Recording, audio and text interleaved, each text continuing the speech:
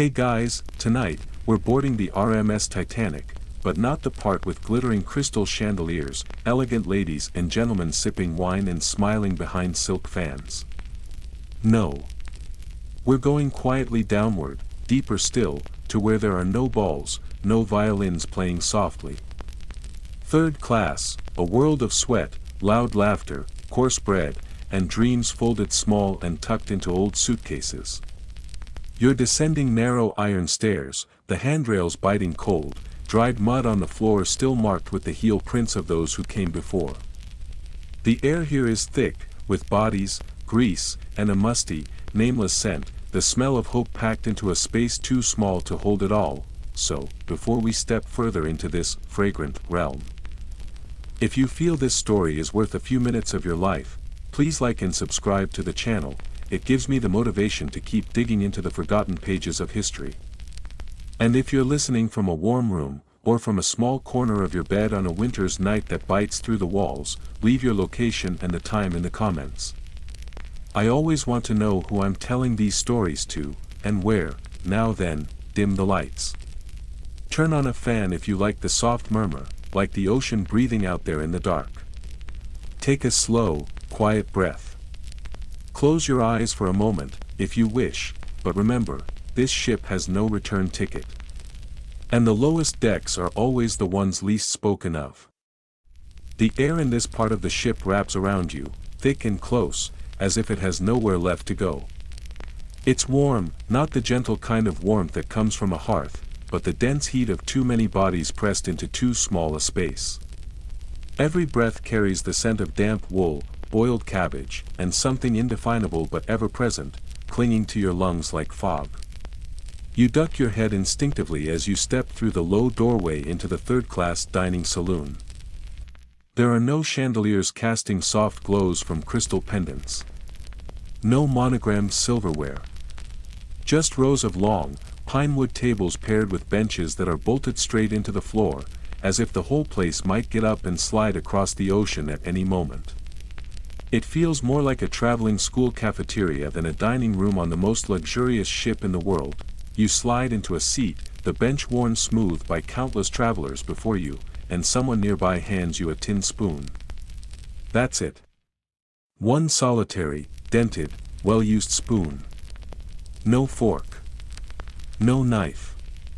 Just this single multi-purpose instrument that you'll be using for soup, potatoes, and maybe a smear of jam, if you're lucky. And don't even think about losing it. Misplacing your spoon here is like misplacing your phone or house keys today. You'll be stuck, frustrated, and at the mercy of others. No one's walking around with extras in their pockets. The third-class dining saloon is, surprisingly, not as dire as you might have expected. It's situated near the aft end of F deck, which, if you're trying to place it, feels vaguely like being stashed somewhere beneath all the parts of the ship that really matter. The walls are coated in a coat of white enamel paint, plain but clean. The ceiling is low enough that tall passengers instinctively hunch their shoulders. Rows of sturdy wooden furniture fill the space. Each table and bench bearing its own history in the form of dents, scratches, and wear patterns. Light bulbs dangle overhead from exposed wiring, and some flicker irregularly, casting occasional shadows that dance like nervous ghosts. Still, when you compare this setup to what steerage looked like on most other ships of the time, where passengers had to bring their own food, keep it from spoiling, and eat it cold while huddled in bunks, Titanic's third class feels positively gourmet. Hot meals arrive at regular intervals, served by stewards in uniform. Real ceramic dishes, not just battered tin mess kits. And best of all, you don't have to pay extra for any of it. The cost of your passage, roughly £7 if you're traveling alone, a bit more for families with extra berths, includes 3 meals a day, every day. For anyone coming from the hardscrabble farms of rural Ireland, the snowy stillness of Swedish villages, or the grimy back alleys of London's East End, this is an unexpected luxury. Today's lunch. Soup. Specifically, pea soup. You're not quite sure what color it was meant to be when it left the pot. It comes to you looking grayish-green, a bit like the puddles that form at the base of stone walls in spring. But it's warm. It fills your belly. A hunk of bread comes with it, rough and rustic. As thick as your wrist and almost as heavy. The butter, if that's what it is, tastes faintly like lard dressed up for Sunday, but it does the trick. You tear the bread, dunk it, and chew slowly. It becomes edible, even comforting. After a few seconds of soaking, all around you, the dining saloon buzzes with life. At one table, a German family chatters in quick, clipped syllables you can't decipher. Across the aisle, a young couple from County Mayo is locked in a heated debate about how long you're supposed to boil a potato. A toddler a few seats down is banging his spoon against the table with a rhythm so perfect you'd swear he's auditioning for an orchestra he's never heard of. And you? You eat slowly. You let each bite settle. You breathe in the earthy smell of broth, the subtle steam wafting up from overcooked vegetables, and now and then, just the faintest trace of something vaguely meat-like. It's not elegant. It's not refined. But it fills your stomach. It keeps you going. And really, that's the point. You try not to dwell on the fact that the walls seem to sweat. Condensation builds up along the ceiling beams and drips, occasionally, with a delicate plink right into someone's chipped teacup. The table legs wobble ever so slightly when people shift their weight. But there is a kind of warmth here, real warmth. Not just from body heat or steam, but from the unspoken bond that connects everyone seated at these tables. Strangers, yes. But all headed somewhere new. All dreaming of something better. Interestingly enough, the third-class kitchen operated completely independently from those of first and second class. It had its own galley, its own group of cooks, and its own rotating menu. Historians still debate whether this arrangement was for efficiency or because no one up above wanted the smells of steerage food drifting into their bouillon and baked oysters. Whatever the reason, the meals were prepared with care. The ingredients were simple. But the food came out hot, hearty, and, most importantly, on time. Here's a quirky little tidbit that often gets left out of the movies. Third-class passengers on the Titanic consumed more tea than anyone else on board. Gallons of it. Buckets, really. Morning, noon, and night, tea was poured and poured again. Strong and dark, always with milk, and occasionally with sugar, if the steward remembered. Throughout the voyage, over 800 pounds of tea leaves were used to keep third class caffeinated, comforted, and hydrated. Call it emotional nourishment. Call it survival in a cup. There's one steward, his name has been lost to time, but for tonight, let's call him Arthur, who was known among the children for slipping them second helpings when he could get away with it. If a kid made him laugh, he'd sneak them an extra piece of bread or an extra dollop of jam. He memorized their names, where they came from, and even asked about allergies. That kind of kindness was unheard of on most ships during this era. On Titanic, even the passengers in the lowest-priced cabins were given something that came close to dignity. Not fairness. Not equality. But a sliver of dignity. And sometimes, that's enough. Here's another lesser-known detail.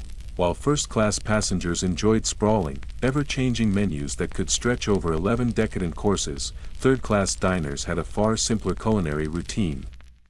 The menu changed little from day to day. One soup might be swapped out for another. A different cut of meat.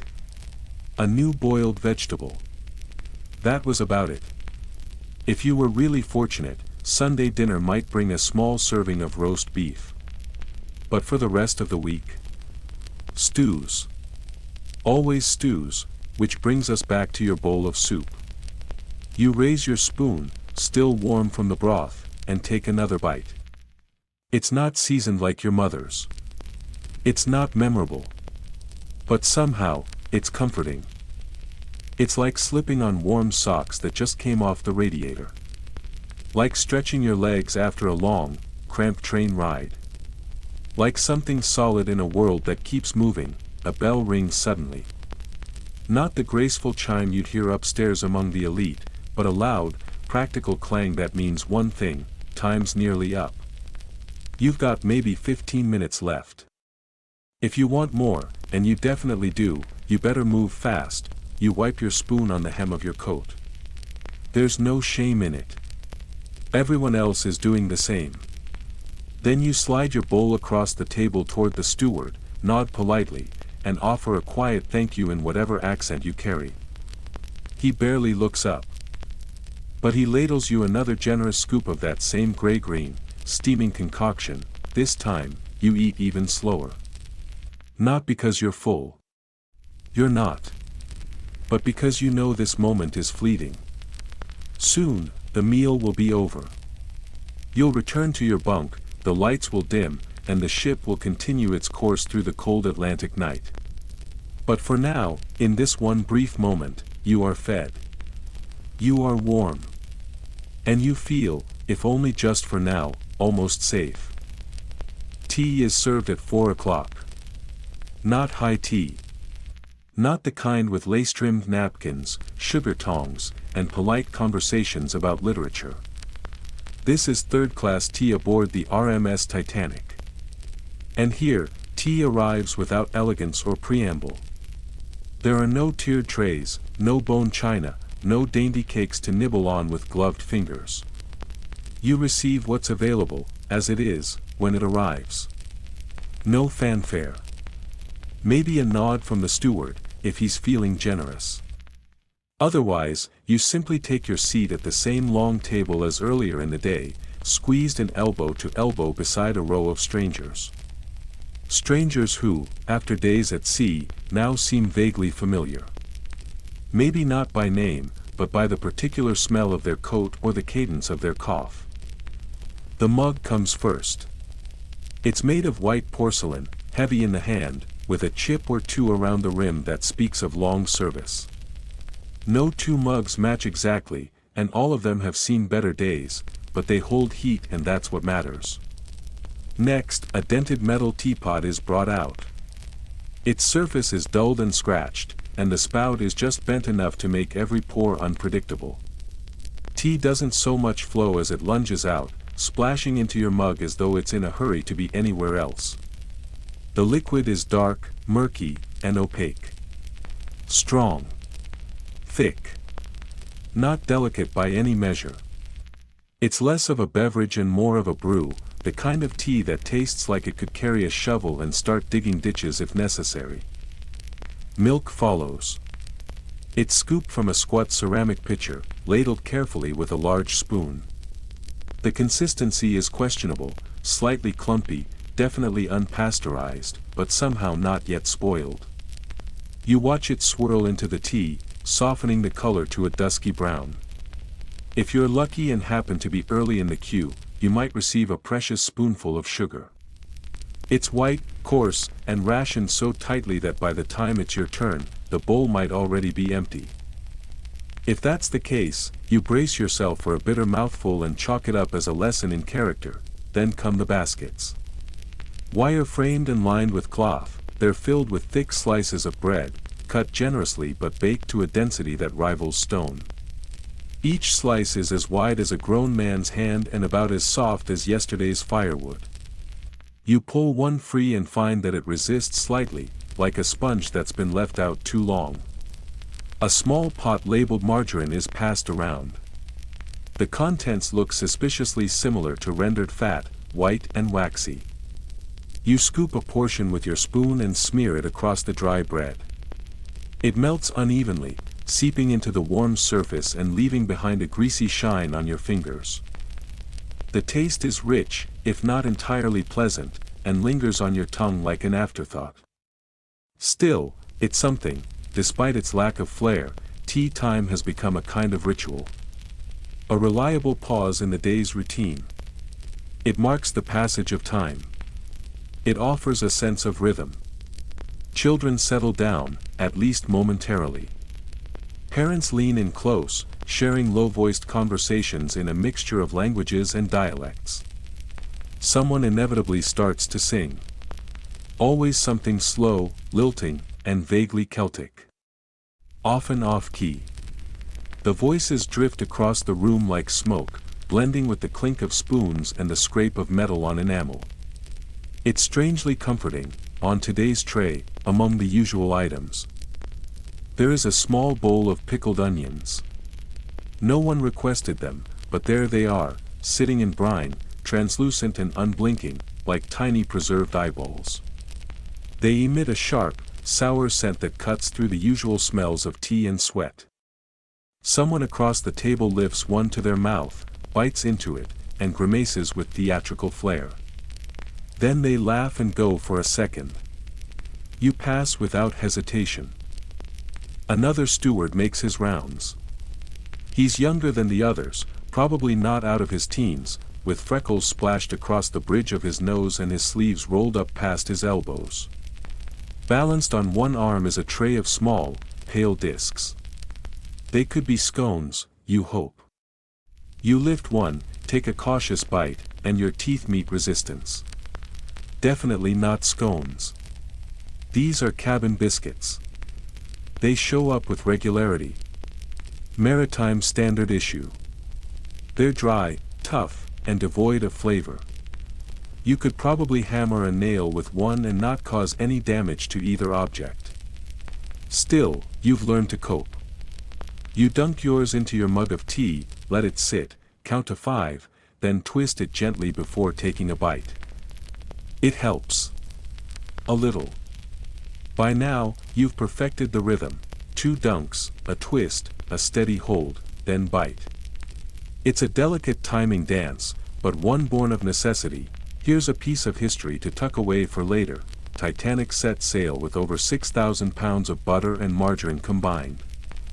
That sounds generous until you learn that only 1,000 pounds of jam came along for the ride. The math is grim. The stewards knew it too. A spoonful of jam was a rare find. If you were lucky enough to secure one, you guarded it like treasure. A spoon of jam meant sweetness at breakfast, a treat to break the bland. Find one now and you've already won tomorrow morning. The serving style in third class adds its own quirks. Meals are presented family style, placed on trays and set in the center of the long tables. There is no individual plating, no personal portions handed down from the kitchen. You serve yourself and, in theory, those beside you. But theory often meets ambition, and ambition usually wins. Sit down too late, and all you're left with might be a spoonful of overcooked turnips and the ghost of a gravy trail. Those who arrive early and assertively tend to walk away better fed. Debates still echo among historians about how much the menus reflected cultural backgrounds. Some argue that Irish passengers received more potatoes, while those from Scandinavia were given more salted fish. Others claim meals were identical across the board, with no consideration for heritage. The truth likely lies somewhere in between. The meals were basic and largely uniform, but now and then, a small adjustment might hint at where you came from, if the ingredients allowed, or if someone in the kitchen happened to remember. Tonight, the pork fat returns. No disguise, no apology. It sits plainly on your plate, quivering slightly in the warmth. With no knife available, you take the edge of your spoon and press into it. The surface gives way, soft and slick, folding in on itself like overcooked jelly. The taste is smoky, salty, slightly metallic. It's not enjoyable, but it is warm. And that's all most people are asking for. A man 2 seats away decides it's time for entertainment. He launches into a story about someone who tried to smuggle a live chicken onto the ship in the pocket of an oversized coat. The tale ends with an explosion of feathers and a customs officer who was very nearly pecked. It's not a particularly clever joke. But under the low swinging lights, with spoons tapping and laughter already brewing in the air, it earns a full table's worth of chuckles. You glance toward the walls again. The condensation hasn't let up. Beads of moisture trail down the enamel surface, curving along the porthole's rim where an amber-hued electric bulb glows faintly. The smell near the wall is a mixture of rust, mildew, and damp leather. Not pleasant, but not unexpected. And strangely, in all this mess of warmth and noise and closeness, you find a kind of peace. Not joy. Not comfort in the traditional sense. But something small and quiet. Something that feels like contentment. Then, something surprising happens. Some of the stewards begin to let the children help with cleanup. Not because they have to. Not as a formal system. But because, now and then, a child will look eager enough, or pestering enough, and they're handed a rag. A bench gets wiped. A table is cleaned. In return, the child might be rewarded with a leftover biscuit or, if fortune smiles, a bruised orange that survived the day's mealtime chaos. It's not a fair system, not by any modern standard, but it creates an odd kind of economy. A barter of effort for crumbs. The kids catch on quickly. Work a little, chew a little more. As the meal draws to a close, someone starts to sing again. This time, it's not the jaunty kind. It's slower. A lullaby, perhaps. One with verses that sound like they've been carried across oceans, sung in kitchens and whispered into cradles. The room softens. Conversations fade. A spoon falls into an empty mug with a soft clink. A wooden chair scrapes across the floor. And for a few precious seconds, the Titanic doesn't feel like an ocean liner or a chapter in a tragedy. It feels like a floating village. Imperfect, noisy, and filled with the smells of bread and boiled tea leaves. But alive. Human, and you. You lean back against the bench. Let your shoulders relax. Let the tension drift from your spine. You've eaten. Possibly more than you needed. But that's all right. The sea stretches on ahead of you, wide and unknowable. And for now, you have time. Sunday. The word itself seems to carry more weight than usual, hanging in the still, damp air like the thick steam rising from the galley pots below deck. It feels slower, more deliberate. You wake up with a faint, unshakable sense that today is supposed to be different. Not just another tick on the voyage calendar, but something set apart. In first class, it's a day of pressed collars and polished shoes, of hymn books held in gloved hands and quiet procession to divine service. Up there, the faithful gather in stately spaces to murmur prayers beneath polished brass and stained glass. Down here, in third class, there's no formal gathering, no chapel hymns. Instead, there's the same shuffle toward the dining saloon as always. But the hunger guiding your steps feels just a little more sacred today. Still, as you move through the narrow corridors toward the familiar saloon, something catches your attention. Something is different. Something in the air. The scent. It's not the usual fog of boiled cabbage, overcooked turnips, or the dull aroma of endless tea. Today, there's a deeper smell, fuller and richer. It smells of something roasted rather than stewed. Something deliberate. Something cooked with care, rather than by necessity.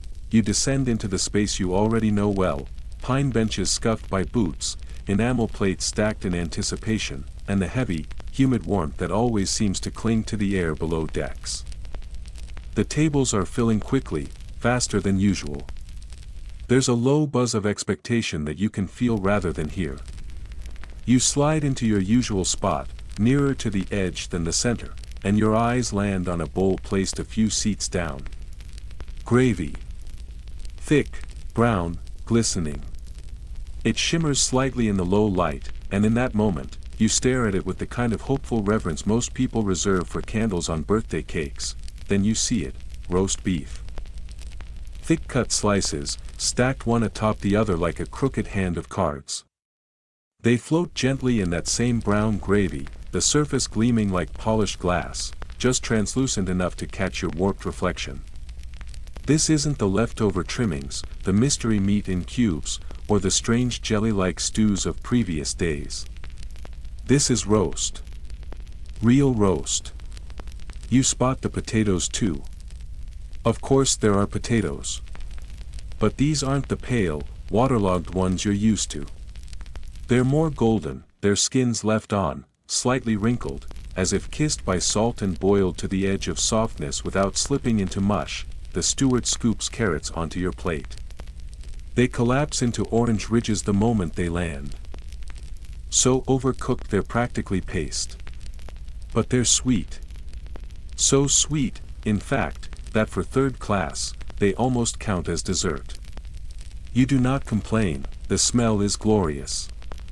The meat carries the scent of fire, of seared fat and browned edges.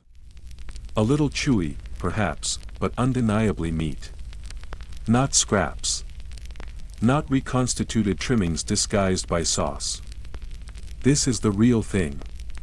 You take up your tin spoon, your faithful, singular utensil, and angle it carefully, using it like a fork.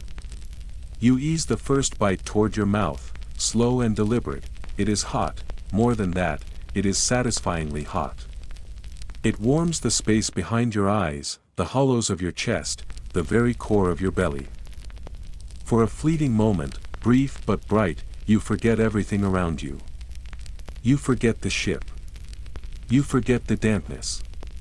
You forget the ocean pressing against the walls. You are simply someone eating roast beef, and it is good. People will talk about this meal in the years after the ship is gone. Not because it was the final one, but because it was the finest. The Sunday roast was tradition for countless households in Britain, Ireland, and beyond. It was the one meal of the week where even the poorest tried to eat like kings. On the Titanic, even third class honored this ritual. In that sense, it was more than food. It was familiarity. It was culture. It was comfort. It was the taste of home, served on an ocean far away from everything left behind. Here's a bit of historical trivia to file away. Third-class passengers on the Titanic were served roast beef and brown gravy every Sunday without fail. Not as a luxury. As a rule. Alongside the meat came a modest dessert, most often a scoop of rice pudding or a slice of baked apple. It wasn't a lucky break or a last-minute surprise. It was printed on the schedule, expected and prepared by more than 70 cooks spread out across the various galleys of the ship. Language barriers didn't matter. Nationalities didn't matter. What mattered was the shared understanding that Sunday meals were special. You hear the sound before you see the source, the gentle plop of gravy spoon from a communal bowl, the clink of tin against enamel, plates sliding down the line like offerings on an altar. And then it appears in front of you, wobbling faintly with each movement. Rice pudding, you pause. The last time you encountered pudding, it came with raisins and regret. A memory that ended in stomach cramps and a night spent questioning your choices. But this one looks different. It's smoother. Creamier. There are no visible raisins hiding beneath the surface. It's warm to the touch, with a soft scent of nutmeg and cinnamon. You take a cautious bite, expecting the worst, but it melts on your tongue like nostalgia made edible. The bread, of course, remains unchanged. Dense. Dry. Heavy. But today, it seems almost useful. You use it as a palate cleanser, a barrier between the richness of roast and the sweetness of pudding. For once, the blandness works in its favor. A few tables away, a young boy shouts that he's seen a whale through the porthole. Chairs scrape. Someone stands. Others crane their necks. No whale. Just water. But the mood remains high. A little girl with ribboned braids, no older than 8, stands up and begins to sing. Her voice is soft, shaky, unfamiliar. It's a folk song from somewhere far away, Eastern Europe, maybe. You don't know the words, but you recognize the feeling. It speaks of distance. Of hope, of something waiting on the other side of this voyage. This moment, this meal, is more than nutrition. It's communion. It's a gathering of the weary and the hopeful. Strangers sharing space, stories, and food. You don't know everyone here, but you feel less alone than you have in weeks. Let's throw in another historical curiosity. Some passengers came prepared with their own condiments. You've heard the rumors. Someone brought horseradish root. Another packed dried thyme. One family arrived with a tiny jar of mustard, wrapped carefully in a handkerchief, protected like a family heirloom. That mustard, they say, was guarded more closely than their travel documents. And for good reason. When the meals dulled, as they often did, one pinch of home spice transformed everything. You make a mental note for the future: if you ever travel again, bring mustard. Historians still debate the tone of third-class dining rooms. Some survivors remembered noise, children crying, laughter bouncing from wall to wall, songs sung in multiple languages. Others swore the rooms were hushed, almost reverent, as if the pressure of the ocean pressed the noise back down into their throats. You suspect the truth lies somewhere in between. Depends on the table. Depends on the hour. Depends on how long it's been since someone had good news. At your table, the atmosphere tilts toward cheerful. Someone attempts to translate the word gravy into Norwegian, with questionable results. A woman sitting nearby, older and quick with a wink, slides her half-finished pudding in your direction and mutters that she doesn't trust rice that swims. You smile, nod, and accept the gift. Of course you do. A steward passes by, new face today. He moves with a noticeable limp, one leg offering a soft thump with every step. He doesn't say much. Doesn't smile. But when he reaches your table, he refills your tea without asking. There's something steady about him. Familiar. Like an uncle who never says much, but always shows up when it counts. Now let's take a moment to admire the logistics of it all. The Titanic set out carrying over 75,000 pounds of fresh meat, more than 11,000 pounds of fresh fish, and nearly 40,000 eggs. Not all of it made its way to third class, of course. But a portion did. And on Sundays, it felt like the best portion. Your plate is mostly empty now. The roast beef is gone. The last traces of gravy cling to the bottom of your bowl, congealing into a shiny film. You reach for your final piece of bread, drag it slowly through the remaining sauce, and savor one last bite. No waste. Not today. A bell rings again, softer this time. Not the metallic clang of rush, but something gentler. A chime. A suggestion. You stretch your legs beneath the bench. Someone beside you burps, quietly, and you both pretend it didn't happen. Someone nearby asks aloud what time the ship will arrive in New York. No one truly knows. Answers are tossed around like dice. Some say Tuesday. Others insist it will be Wednesday. It doesn't matter. Not yet. What matters now is this moment. This full stomach. This warm room. This small taste of home that somehow made its way across the Atlantic. You rise from your seat, slowly, every movement marked by the comfort of fullness. Your stomach stretches against your belt. You smile. Not for anyone else. Just for you. Because for one blessed meal, Sunday roast in third class made you feel like you were something close to royalty. Boiled potatoes. Again, at this point, you're starting to suspect they're multiplying on their own somewhere deep in the galley, like some mysterious starchy species that thrives in steam and repetition. Morning, midday, and evening, no matter the time, there they are once again. They arrive steaming on a dented tin plate, settling in front of you with the same unwavering, heavy confidence as always. They sit there with a quiet smugness, like they know you don't have another option. They are not buttery. They are not airy or fluffy, the way you might once have imagined them back home. These are thick-skinned, waterlogged, clunky little spheres of pure starch. They don't roll. They drop with a dull thud. They do not shine with seasoning. There's no hint of pepper. Not even a trace of salt. They are just. there. Ever present. Ever dependable. Still, as always, you reach for one. You pick it up carefully, holding it with your fingertips to avoid burning yourself, because despite everything, it is hot. With the side of your spoon, you crack it open. A thin puff of steam escapes and curls in the air like a sigh. Inside, it is pale, nearly colorless, with a texture that reminds you faintly of wet chalk left too long in the rain. You brace yourself and take a bite.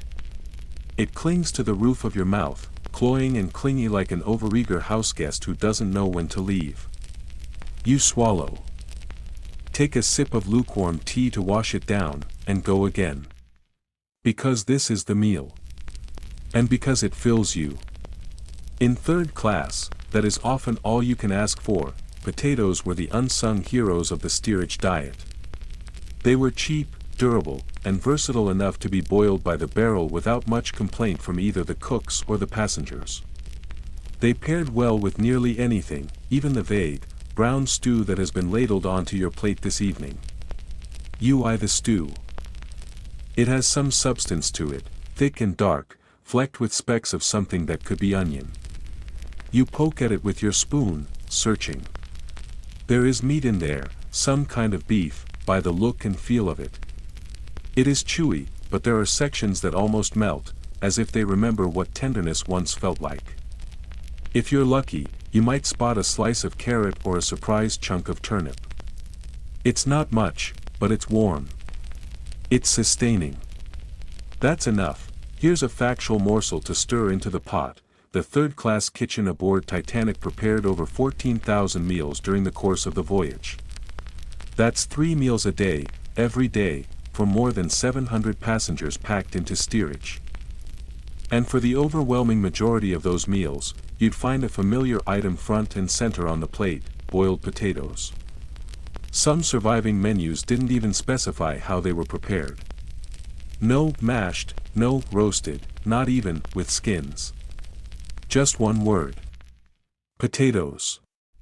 As though that said it all, the cook responsible for preparing them, whose name, sadly, has been swallowed by time, deserves both applause and sympathy.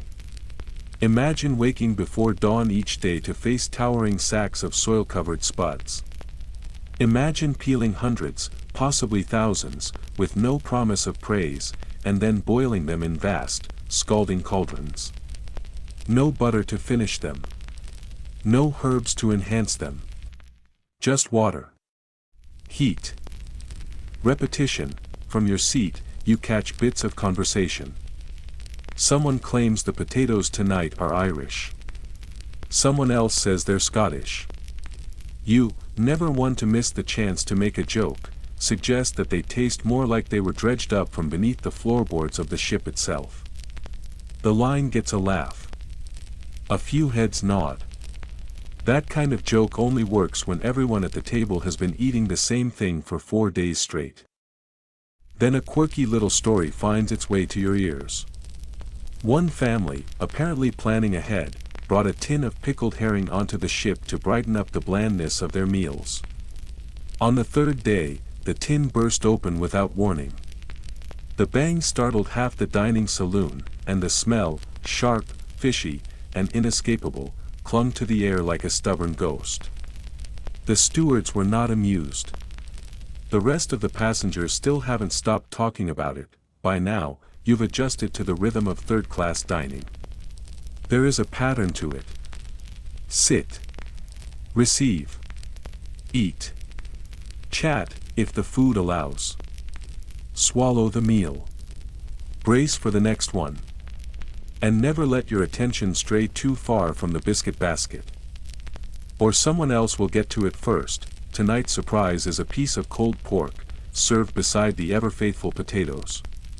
It arrives pale and dense, capped with a layer of congealed fat that catches the yellow light and reflects it with a sheen. You cut into it with your spoon. The utensil sinks in more easily than expected, and you discover the meat is still slightly warm at the center. You chew slowly, thoughtfully, telling yourself it once came from a happy pig that rooted in the mud and basked in sunlight. Whether or not it's true doesn't matter. The image helps. Just a little. There's been debate among historians about whether third-class passengers were properly nourished. Some argue the meals were plentiful and far better than the steerage fare of most ships at the time. Others insist the food was just enough to get by, heavy on starches, short on freshness, and practically devoid of fruit or dairy. In reality, it likely depended on how hungry you were, what your standards had been before boarding, and whether you were lucky enough to find 2 pieces of meat in your stew instead of 1. At your table, a wiry woman with a voice thick enough to slice declares that she hasn't seen anything green on her plate in 3 days. Someone nearby counters, "That's because cabbage doesn't count." She laughs. Everyone does. Even the steward passing by offers the hint of a smirk. You lift your cup of tea and take a long sip.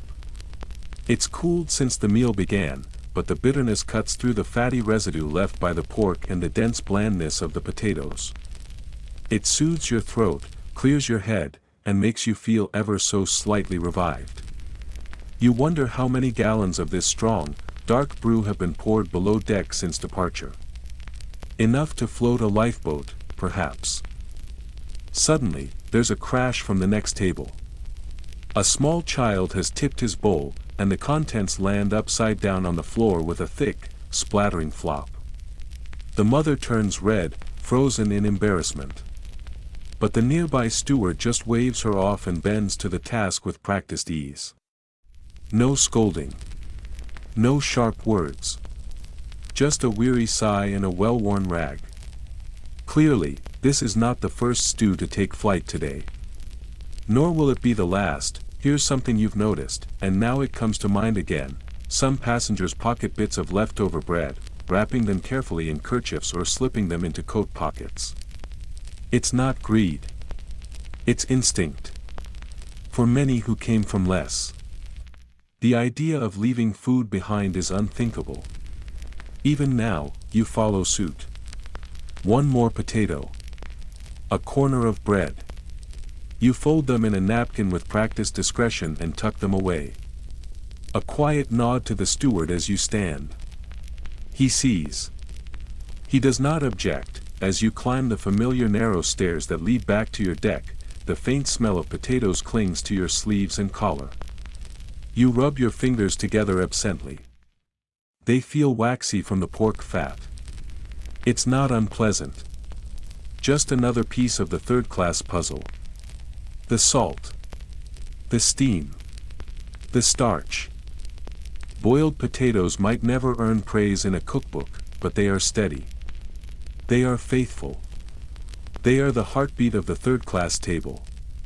A warm, quiet presence. A reminder that survival does not always look beautiful. Sometimes, it just looks like something solid on a plate, and tonight, as the ship rocks gently on the waves of the Atlantic, you lie back in your bunk and close your eyes. That last potato, your small starchy charm, rests in your pocket.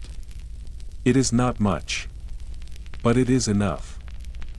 Cabin biscuits, you've cracked one open before. Or at least, you've tried. Tonight, though, you find yourself studying it with new eyes. You're not thinking of it as food, not really. You're considering its other uses. Maybe it could wedge open the window that always sticks. Maybe it could serve as a coaster. Or, if the mood really sours, maybe you could toss it across the room just to hear the satisfying thud it would make when it landed. They appear again, like clockwork, in a wire basket with no particular sense of ceremony. Heaped on top of each other in a stack that resembles miniature bricks, they sit pale and uniform, their edges sharp and uninviting. You could mistake them for part of the architecture if they weren't being served. Each one feels almost identical in your palm, right down to the chalky residue it leaves behind on your fingers. It's like holding a piece of compressed time. You've heard the jokes before. That these biscuits were first baked in the last century and have been making their way from ship to ship ever since, handed down from vessel to vessel like maritime heirlooms. Some claim the recipe has remained unchanged since 1895. Others swear the biscuits themselves have remained unchanged since then. Tonight, Sitting here with another one in your hand, the joke doesn't seem so far from the truth. It feels less like a joke and more like a theory worth investigating. Still, they are here, and technically speaking, they are food. Edible. Digestible. Legal, even.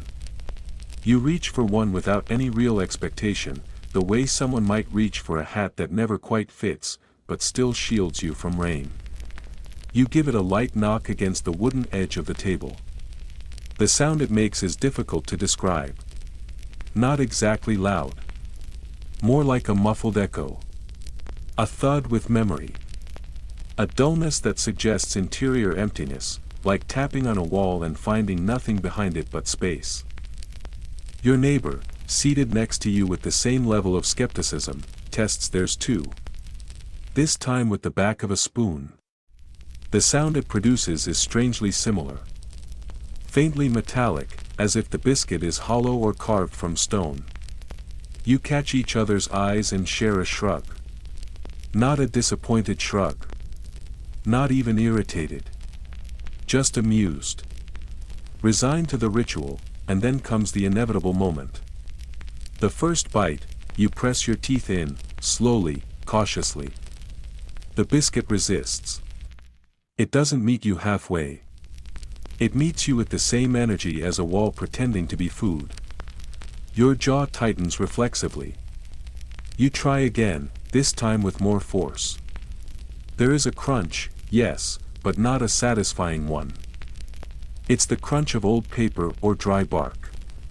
It doesn't break so much as it splinters. The dust rises slightly in your mouth, tasting of wheat in the vaguest possible sense. Salt, if present, is barely noticeable.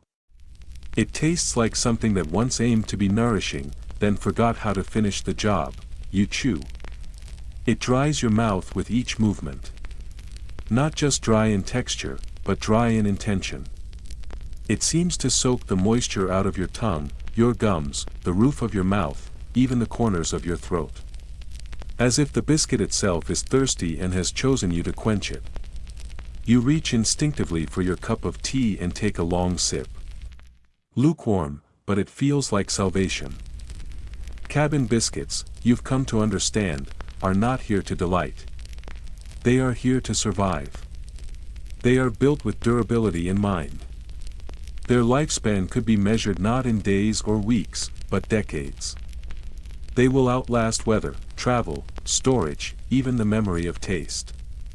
Their presence aboard the Titanic is not accidental. These sturdy, forgettable discs have a history that stretches back long before this ship ever took to sea. They fed sailors on voyages that lasted months. They accompanied immigrants on journeys that felt endless. They were chosen because they did not spoil. They did not grow mold. They did not change, they endured. Here is something to ponder. The Titanic carried more than 40,000 of these biscuits on board. That breaks down to roughly 60 per third-class passenger. It is an overwhelming number when you think about it. Enough to survive the entire crossing and still have extra to stock another voyage. Or fill a museum display. Or feed birds that enjoy a challenge. Of course, they were never meant to be eaten straight from the basket. That would be cruel. They were intended to soften in liquid. A hot cup of tea. A bowl of broth. A splash of stew. Anything to coax out the part of them that resembles food. Tonight, you follow that logic. You dip your biscuit into a thin brown stew. It is watery and sparse, with slivers of onion and shreds of what might generously be called beef. The biscuit accepts the liquid slowly, grudgingly, softening only around the edges. Its center remains stubborn, a core of resistance. You wait. Then you try again. This time, the biscuit gives in a little more. It bends. It yields. You chew and find it almost manageable. Not good, but possible. You follow it with a spoonful of stew, and then another. You're beginning to find the rhythm now. The method behind the madness. The system that makes something so improbable work, at the next table, a boy tries his own experiment. He drops a biscuit onto the floor, just to see what will happen. It does not bounce. It lands with a solid thud and rolls under a bench, where it stays. No one tries to retrieve it. There is no need. There will be more biscuits tomorrow. And the day after that. They arrive like the tide. Some passengers have developed creative solutions. One family, wise in their ways, brought a tin of marmalade and slather it over their biscuits with abandon, turning flour and stone into citrus and sugar. Another group crushes theirs, stirring the powder into porridge in hopes that heat and moisture will birth something soft. There are whispers down the table of a woman in cabin G73 who allegedly fried her biscuit on a contraption made from tin, hot water, and candle wax. Some think it's a lie. Others nod as if they saw it themselves.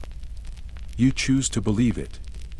Belief is its own kind of seasoning, and the truth remains, when hunger gnaws and hope sits low, even the hardest biscuit starts to resemble sustenance. Not joy. Not pleasure. But function. Enough to carry you forward.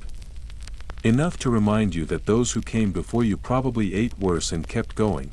Here's a peculiar historical detail that lingers in your mind. Some passengers treated these biscuits not as food, but as keepsakes. They carved into them names, dates, messages. Some used penknives to etch lines into the surface. Once hardened again, these carvings became relics. One such biscuit is still preserved in a museum today. Its surface bears the words RMS Titanic, April 1912, scratched in with a shaky hand. Once discarded, now invaluable. At the time, just another unremarkable piece of a meal. Now, a fragile piece of history. Tonight's dinner includes cabbage.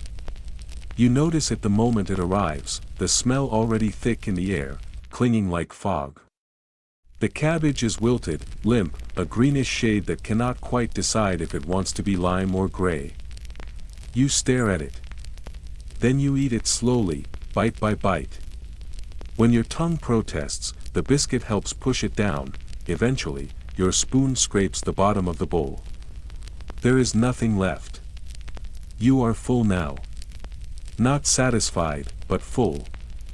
And in third class, that is often the highest praise you can offer a meal. A steward walks by, a tray balanced against his hip. He notices the half-eaten biscuit on your plate and pauses. Not a fan. He asks, voice low, with the tone of someone who already knows the answer. You grin and hold it out to him, peace-offering style. He laughs gently. I'm saving room for the boiled turnips, he says. It's a tired joke. You laugh anyway. Tired, too. But real. And here, real counts, the saloon begins to empty. Chairs scrape back across the floor. Dishes clink and clatter. Somewhere, far above, you hear the faint echo of music. Maybe it's a violin. Maybe just someone humming. The melody is thin but soft, drifting down into the walls like dust settling after a long day. You slip one last biscuit into your pocket. Not because you want it. You truly do not. But something about leaving it behind feels wrong. It's not just a food item anymore. It's a symbol. A placeholder. A proof. Of endurance. Of survival. Of something that stays when everything else is swept away. You walk back to your berth. The stew sits warm in your belly. Your coat is still dusted with biscuit crumbs. The hallways murmur softly with the sounds of people settling in for the night. Somewhere, a sneeze echoes. A child cries in a faraway voice. And in your pocket, that dry, rigid biscuit rests like a charm for what, you cannot say exactly, but you carry it anyway. Maybe it's luck. Maybe it's custom, maybe it will outlast you, and maybe, just maybe, that is exactly the point. Tonight, it's stew again. But not the kind that sloshes onto your plate like dishwater with floating threads of gristle that only pretend to be meat. This time, it is different. You know it before it arrives. You can smell it long before you see it. The scent reaches you from across the saloon, drifting ahead of the stewards who carry it, riding the warm currents of kitchen steam that roll in slow waves along the ceiling beams and curl down between the benches like friendly ghosts. It wraps around the wooden tables and lingers in the folds of your coat. It smells like something worth waiting for. Like something made with care. Something full, there's a richness to it, a weight carried in the air. As though someone spent the better part of a day coaxing flavor from simple ingredients. You think you detect garlic, faint but there, hiding under heavier notes. Or maybe your memory is filling in the blanks with what you wish were true. Then, from the front of the queue, a voice rises. Not loud. Not boastful. Just a quiet statement of something good, passed along like a small prayer meant only for those who know how to listen. Irish stew. The words land with unexpected grace. You sit up straighter. Your hands go still where they rest on your lap. Your spoon waits on the table beside your cup. It is not just another meal. Not tonight. Not when those words are spoken. Irish stew means more than ingredients. It means something familiar. Something that remembers where it came from. It is not just about filling the stomach. It is about warming the whole self. A dish passed from family to family, from village to town, from ship to ship. You are not Irish. That doesn't matter. Around the room, a new kind of hush settles. The kind that comes before something worth savoring. You feel it ripple down the line. A child claps once, too softly for anyone to shush. Someone leans forward to whisper a question about dumplings. There are no dumplings. That's all right. Your bowl arrives. The steward holds the ladle like a sacred tool, scooping from a pot so wide and deep that you wonder if it has a soul of its own. He pours generously, letting the broth spill heavy and hot into your tin bowl. Steam rises in careful spirals, thick and fragrant. You lower your face slightly and breathe in. It smells like food you know, even if you've never eaten this exact thing before. Within the stew, thick cuts of mutton float in a dark, shimmering broth. The meat is soft-edged, soaked with flavor. Rounds of carrot bob nearby, their orange dulled to a warm, earthy tone, like leaves pressed in an old book. Onion slivers thread through the surface like ribbon, adding glimmers of gold to the murky liquid.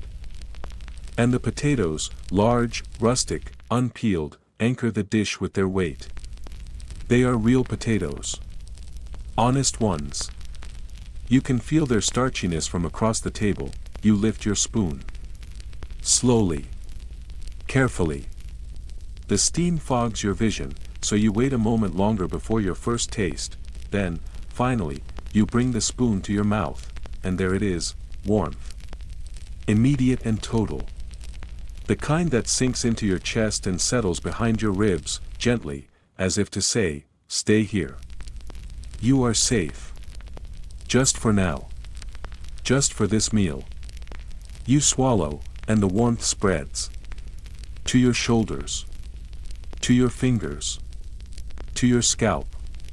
It is not a meal you eat. It is a meal that meets you where you are. The mutton falls apart with no resistance. It gives itself to your teeth without a fight. The onions have melted into the broth, no longer distinct but still present in their sweetness. The carrots are soft, nearly candy sweet with their own sugars. The broth wraps everything in a gentle weight, heavy but smooth, like a wool coat in winter. Each spoonful feels like a small reassurance that someone, somewhere, tried. You eat slowly. Not because you doubt it, but because you want this moment to stretch as long as it can. According to the records, Irish stew was one of the few regional recipes noted on the third-class menu. It did not come every week. It was not expected. But when it came, it meant something. It meant recognition. It meant that someone behind the galley door understood that this kind of food mattered. That for many, especially among the working class, stew was not just dinner. It was tradition. It was ingenuity. It was warmth shared from the center of a table outward, feeding many from little. It wasn't fancy. It didn't pretend to be. No flourishes. No sauces poured from porcelain pitchers. No garnishes. Just meat, vegetables, and the patience to make something whole from what was left. And tonight, it tastes exactly right. You glance around the table and see others reacting the same way. Smiles. Small ones. Quiet. But real. People take their time between bites now. Someone waves steam away from their glasses with a napkin, their laughter slightly muffled. To your left, a man pokes through his stew with surgical focus, fishing out what he believes is the best chunk of mutton. When he finds it, he lays it on a slice of bread like he's found something sacred. Save the best for last, he says softly, a kind of wisdom passed between spoonfuls. Across from you, a girl with neat braids is attempting a trade. She's offering her last potato in exchange for her neighbor's extra carrot. The barter fails, but no one minds. They laugh, and in the end, they split a heel of bread instead. You recall something you once read, or maybe only half remembered. Among some Irish emigrants, there was a belief that your final stew before departure should include a bay leaf. For luck. For safe travels. A symbol to carry you across the sea. Some people even tucked bay leaves into the linings of coats or caps, hoping to slip one into a shipboard meal. You look into your bowl, searching playfully. No leaf. But the sentiment remains. A sense that this stew is a kind of blessing. A steward passes by. He moves more slowly than the others. Older. His posture carries the memory of labor, and his face is set in the lines of someone who has seen too many winters. He carries a tray of bread. The pieces are square, dense, pale as bone. He sets them down without speaking, only inclining his head in your direction. The gesture is simple, but it feels formal. A quiet nod of respect. You take a piece. It is heavy and hard, but dipped in the stew, it transforms. Softens. Soaks. Becomes something better. You eat it with care. Some historians still argue over whether meals like this were prepared with intention. Whether they were meant to comfort, or whether they just happened to. Whether the planners of the voyage thought of culture, or only of cost. Whether menus were meant to soothe, or simply to fill. The answer, perhaps, is both. Or neither. Or something in between, but this stew feels purposeful. It feels like it was made with someone in mind. And that someone might have been you. You scrape the bottom of your bowl, gathering the last bits. A final piece of bread helps mop up the remnants. It is sponge soft, dripping with broth. You almost lift the bowl to your lips to drink the rest. Others have done it. You don't. Not tonight. But the urge is there. From somewhere nearby, a song begins. Not a performance. Just a voice. Soft. Uneven. But full of feeling. The melody curves gently through the air, wrapping itself around the last bites of stew and the clink of tin dishes. The words speak of fields and water, of green hills and silver skies. You don't know the language. You hum along anyway.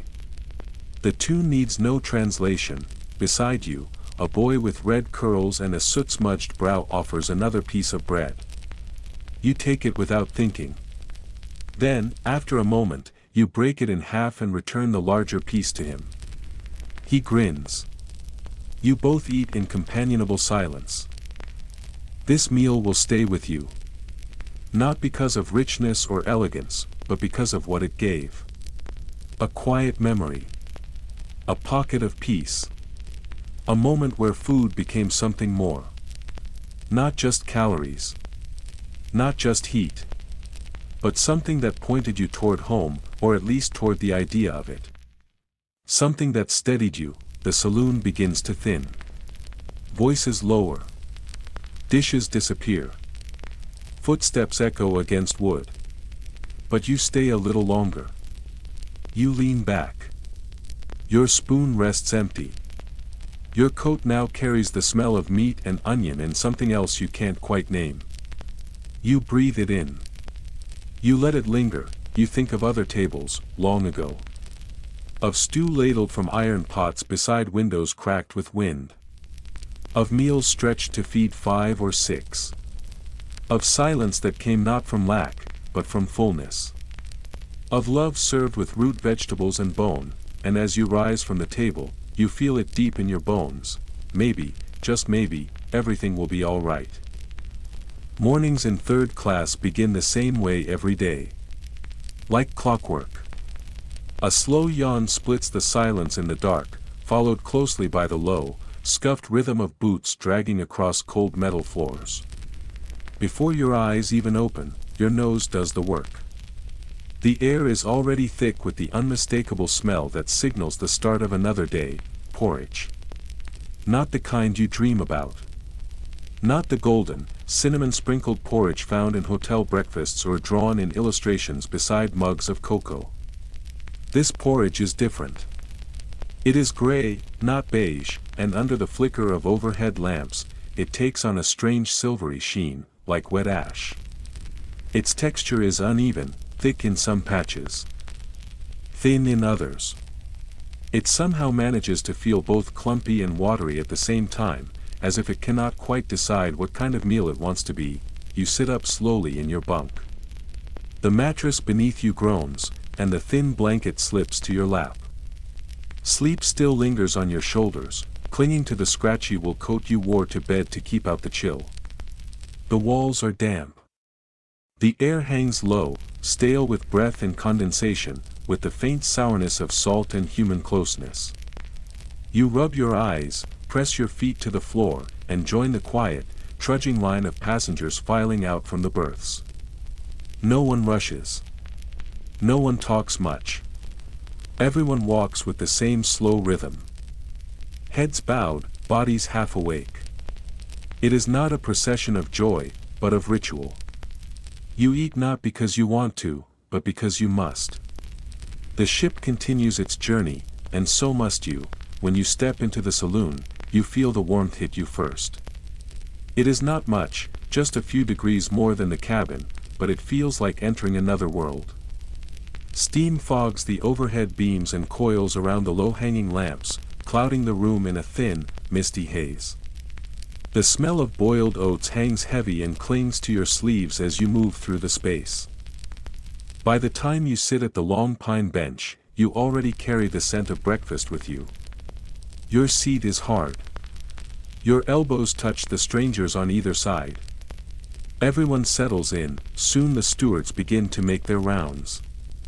They work quickly, wordlessly, placing bowls before each passenger. One lands in front of you with a soft clink against the table. The contents tremble slightly, thick and glossy and gray, still steaming faintly. You look down. It looks up. There is no garnish. No dusting of spice. No shimmer of syrup. No trail of cream spiraled with care. This is porridge stripped of pretense. Just oats and water, boiled together and served straight from the cauldron. You lift your spoon. Now so familiar that it feels like a part of your body. You press it into the surface. The porridge gives way slowly, like mud yielding beneath a boot. You raise it to your lips and taste. It is warm, and for now, that warmth is everything. Warmth, in this place, is not just comfort. It is currency. It pushes through the hollowness in your belly, fills the space beneath your ribs, and sends a quiet signal to your bones that the day has begun and that you have what you need to face it. The taste itself is hardly worth describing. It hovers somewhere between flour paste and lukewarm glue. It is bland, soupy, uninspired. But the heat is enough. It moves through you. Slowly. Certainly. And you begin to wake. There is a fact you've heard, maybe from a steward, maybe whispered by someone who read it on a list tacked to a galley wall. Titanic carried more than 10 tons of oatmeal on board. That's over 20,000 pounds. Enough to feed every third-class passenger again and again, 3 meals a day if need be, and still have leftovers for the crew. Oats were sensible. Affordable. They didn't spoil easily. They held their shape in water and stretched well in the pot. They filled stomachs without complaint. Practicality always wins on the sea. Around you, others are already deep into their bowls. Some eat with absent-minded efficiency, shoveling bites between sips of tea. Others have found little tricks to ease the monotony. A girl a few seats down has tucked a bit of red jam into her porridge, saved from the crust of last night's bread. The swirl spreads like paint in the gray. A woman to your right has added a splash of milk, possibly bartered from a friend or a steward in a generous mood. At the far end of the table, a boy builds a tower from his spoonfuls, stacking one lumpy scoop atop the other. His younger sister claps every time the tower sways, thrilled by the wobble, giggling with delight. An odd belief floats to mind. Something you once heard from a traveling family who came aboard in Queenstown. They said that eating porridge on a moving ship, just before sunrise, could ward off seasickness. The tradition was passed quietly, never written down, just spoken from mother to daughter and father to son. Some swore it worked. Some never questioned it. You glance at your bowl again. Maybe there's truth in it. Maybe this porridge is not just ballast. Maybe it is a kind of armor. A groan rises from the man beside you. Could use a bit of bacon, he mutters. A few heads nod. The idea ripples softly across the room. Others join in with whispered wishes. Butter. Fried eggs. Black pudding. A proper sausage. Toast. Coffee. Even orange juice makes the list, though no one here has seen an orange in weeks. It is the kind of dreaming that is not quite complaining. Just a remembering of tastes left behind. No one expects these things to appear. But saying the names makes them real for a moment. There is still debate, even now, about whether eggs ever reached third class. Some survivors claimed they had one, a single boiled egg offered on the second morning. Others insisted they saw none. With over 40,000 eggs on board, surely some made their way below, but whether you received one may have depended on which steward passed your table or how far down the line you Saturday. Today, there are no eggs, but there is bread. The bread is always the same. Slices as thick as your palm, pale as flour, dry as chalk. It crumbles slightly at the corners. You pick one up and dunk it into the porridge. Slowly, it softens, the liquid creeping up its sides. You chew. It helps. It's not pleasant, but it quiets your hunger. That is the way of third-class mornings. Not pleasure. Just peace. Not flavor. Just fullness. The tea comes last. It is strong. Black. Bitter. There is no milk to soften it. No sugar to sweeten it. You sip. It stings your tongue, scalds the back of your throat, but it brings a sharpness that cuts through the dullness of the meal. It clears your mouth. Clears your mind. You feel a little more awake. Across from you, a man opens a tin from his coat. A small, rounded thing, no bigger than his palm. Inside is a sliver of butter, already soft from the heat of his fingers. He spreads it over his bread with the reverence of a man remembering something better. He closes his eyes. No one speaks. No one asks. The moment is his. It is sacred. The stewards begin their sweep. Their movements are efficient, practiced. They do not ask you to hurry, but their presence makes it clear. They nod gently at those who linger. Their hands collect bowls and spoons in smooth, practiced gestures. They have done this 100 times already. They will do it again tomorrow. You scrape the last of your porridge from the sides of your bowl. It is cold now. The consistency has thickened. It clings to the tin in lumps. You eat anyway. You do not waste. Not here. Just as you rise, laughter pierces the quiet. A little girl has flung a spoonful of porridge at her brother.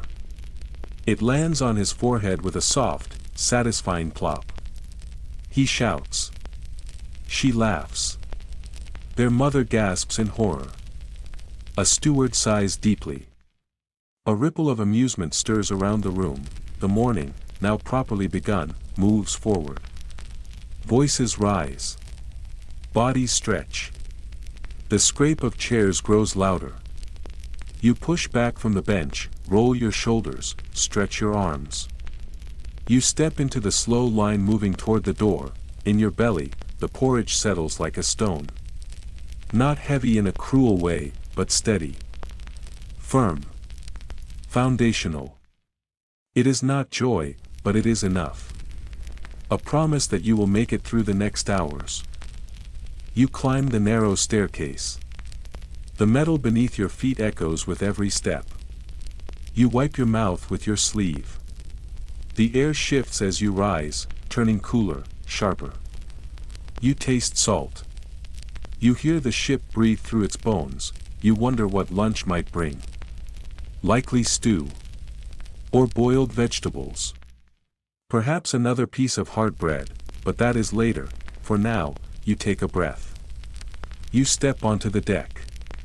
You tilt your face toward the sky. Above all the steel and coal, the sky is still there, and below it, the porridge will return. Reliable. Undramatic. Gray, you will eat it again, because that is what third-class mornings are for. There's a strange kind of ceremony to how the plum jam makes its rounds at breakfast, a ritual so ordinary yet so curiously observed that it could almost be mistaken for something sacred. It doesn't arrive in elegant little jars lined up on a silver tray. There are no dainty glass dishes to sparkle in the morning light, no silver spoons placed with care beside delicate plates. This is not first class. It is not even second. Here in third class, the jam comes without fanfare. Sometimes it is smeared roughly across a dented tin tray, the kind that looks as though it's seen more than its share of mornings. Other times, it is dropped into a shared bowl, thick and heavy, and set down in the middle of the table with a dull thud. It arrives plopped and unapologetic, a lump of sweetness in a world of starch and steam. The serving spoon is large and utilitarian, clearly not designed for elegance. It is passed from hand to hand like a ceremonial object, heavy with more meaning than its battered shape suggests. There is a mixture of reverence and quiet suspicion as it moves from person to person. Every eye follows its progress, calculating silently, measuring what's left and estimating how much each person will take. There's an unspoken tension that accompanies its journey. Will there be enough? Will someone take too much? You sit quietly, watching. You wait. You've learned that patience has its own kind of reward. Some passengers ahead of you are measured, scooping just enough jam to coat the surface of their bread with a thin shimmer. Others are less restrained, scraping a generous helping onto both sides of their slice, as if frosting a celebration cake instead of dressing a piece of ship's bread. You resist the urge to sigh aloud, even as you feel your share slipping away by the spoonful. When the bowl finally reaches you, you accept what remains without complaint. It is not much. More a token than a true portion. Still, you spread it carefully, precisely, across your thick slab of bread. The slice is uneven, cut with no eye for symmetry. The crust is rough, nearly sharp. But you treat it gently, smoothing the jam over it as though you are painting velvet with a broom, trying to coax grace from something coarse. The jam itself is dark, nearly black in the weak morning light that filters into the saloon. It glistens faintly, catching what little light there is. It is thick and sticky, stubborn in its grip on the bread, clinging as though it would rather not be eaten at all. You take a bite. The first taste is tart, startling even. It tightens your jaw for a moment. Then, slowly, it settles into something softer, something deeper. A slow sweetness unfurls, lingering just long enough to make you chase it with the next bite. You try to identify the fruit beneath the sugar. It might be plum. It could be something else that once resembled plum, before it was boiled down, sealed in a tin, and forgotten on a cargo list. It doesn't matter. Not really, this is as close as you are going to get to dessert today, and the bread underneath? It remains unchanged. It is still thick and firm, the color of unbaked dough, sliced straight across with no care for delicacy. It is dry, heavy, and unforgiving. You could probably patch a wall with it. Maybe even stop a slow bullet. But with jam, even this dense bread becomes something else. Not quite indulgent. Not luxurious. But transformed just enough to matter. Just enough to feel like a small triumph. A reminder that in the tight, shared spaces of third class, where you sleep in your coat and eat shoulder to shoulder with strangers, sweetness can still find its way to your mouth. Here's a historical detail worth knowing. Titanic carried more than 1,500 pounds of jam and preserves specifically set aside for third-class passengers. That's over half a ton of sticky fruit spread, prepared and packed to bring a touch of brightness to the mornings of those dining far below the chandeliers and crystal of the upper decks. Most of it was plum or apple, affordable, plentiful, easy to store in bulk. There were whispers, just soft rumors, that marmalade sometimes made its way to the luckier tables. But whether those murmurs were fact or just the hopeful invention of hungry minds is difficult to say. Either way, jam was never given freely. It came in spoonfuls. In scrapes. In careful dollops. For the children, it was a reward for silence or stillness. For the adults, it was a moment of comfort, a fleeting prize earned simply by enduring. And do not underestimate it. Jam had value.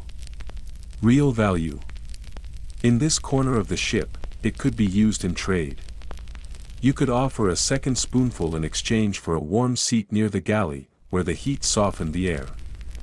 You could swap it for an extra biscuit, or even a small portion of someone's supper. A bit of jam was not just sweetness, it was currency. It was morale. It was power. Today, you use yours wisely. You spread it to the very edges of the bread so that no bite is left plain. When no one is looking, you swipe the edge of the spoon with your finger and press it to your lips, savoring what little remains. Across the table, someone has broken their biscuit in half and is scooping jam straight from the communal bowl. It is a bold move. Perhaps even a rude one. But it works. And here, innovation counts. In steerage, creativity is as essential as appetite. Beside you sits a woman whose voice you recognize. Her accent carries the quiet lilt of Norway. You remember hearing her sing softly to herself the night before. Now she leans toward you, palm cupped, and makes an offer. In her hand is a boiled egg. Perfect. Whole. The shell still smooth and pale. Where she got it, you do not know. Eggs are rare. Elusive. They are like myths passed in whispers down the corridor. She wants your second spoonful of jam in return. This is not an easy choice. The egg is protein. Strength. The jam is joy. Comfort. You weigh the two. You pause. Then, with a quiet apology, you decline. She smiles anyway, undisturbed, and begins peeling the egg slowly, methodically, as if she were royalty unwrapping a gift. Here is another little story, half fact, half legend. Some passengers didn't trust the ship's offerings and brought preserves from home, packed carefully in tins or jars, wrapped in cloth and tucked deep into suitcases. One tale tells of a Swedish mother who brought with her a single jar of homemade lingonberry jam. Each morning, she opened it like a treasure chest and measured out one careful spoonful for each of her children. Just one. Not a drop more. That jar, it said, lasted the entire voyage. Whether the story is true or not hardly matters. The point is clear. Something as simple as jam could carry the weight of care, of tradition, of love. As the meal continues, the room begins to ease into a more relaxed rhythm. The heavy porridge has settled in everyone's stomach, and the sweetness of the jam brings a kind of conclusion to the meal. You feel a little lighter. A little more awake. Someone down the table makes a joke about steerage scones, and laughter breaks out in pockets, bouncing off the wooden beams. The biscuits may be dense and joyless, but with jam, they pretend for a moment to be baked goods. One of the stewards moves through the saloon with slow, steady steps. He is tall, serious, carrying a kettle with practiced care. He refills cups without speaking. The tea today is darker than usual, brewed longer perhaps, and the result is a bitterness that seems purposeful. You stir your spoon slowly through the liquid, watching the tea leaves form lazy circles. The motion soothes you. There is something calming in the way the tannins drift like smoke through water. Around you, passengers begin to finish. Plates are scraped. Cups drained. Bread crusts disappear or are tucked away for later. Some people linger, reluctant to let the moment end. Others eat quickly, as if fearing the jam might vanish before the last bite. There is a kind of stillness here. A soft satisfaction that does not come often. Then, near the galley, someone begins to sing. The tune is faint, barely more than a breath. A lullaby, perhaps. Or a folk song. The melody wavers at first, uncertain, then gains strength. A few more voices join in, hesitant but warm. No one sings with power. No one needs to. The music is soft. The music is human. You finish your last bite. The bread is gone. The jam is gone. You lick your fingertip discreetly, tasting the sweetness one final time. What remains is not fullness, not indulgence, but a kind of peace. You feel, in some small way, restored. Before you stand, you slip a crust of bread into your coat pocket. Not from hunger. Not yet. But because it feels wise. A simple precaution. A way to prepare for later. You rise slowly, stretching the stiffness from your spine. Your coat smells of warmth and toast, faint but real. You rub your hands together for comfort and make your way toward the exit. A steward passes you. You nod politely. He nods in return. It is not quite friendship. But it is a shared understanding. A quiet recognition of something held in common. As you step out into the corridor and begin the climb toward the fresh air above, the last trace of sweetness still lingers on your tongue. You hadn't expected it. Not from this meal. Not from this space. Not from this life, but this morning, it was there, and somehow, that is enough. The dining saloon is not quiet. In fact, it is anything but. It is alive with sound, motion, and the layered texture of shared life. More than just a place where people gather to feed themselves, it hums with a kind of heartbeat. It pulses with energy, with chatter, with clinking mugs and laughter in strange accents.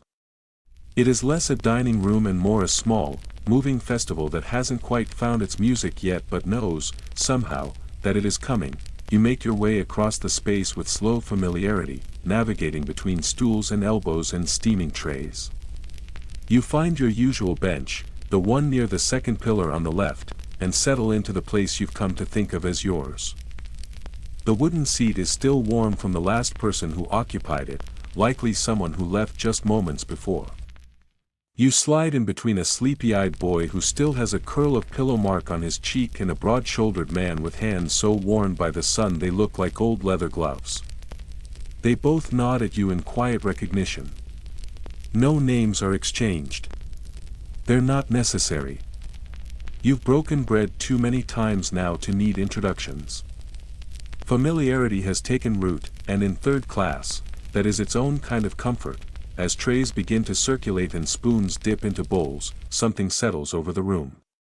It becomes clear again, in that unspoken way, that this is not just where people eat. This is where steerage becomes something more. This is where a ship full of strangers begins to resemble a kind of community.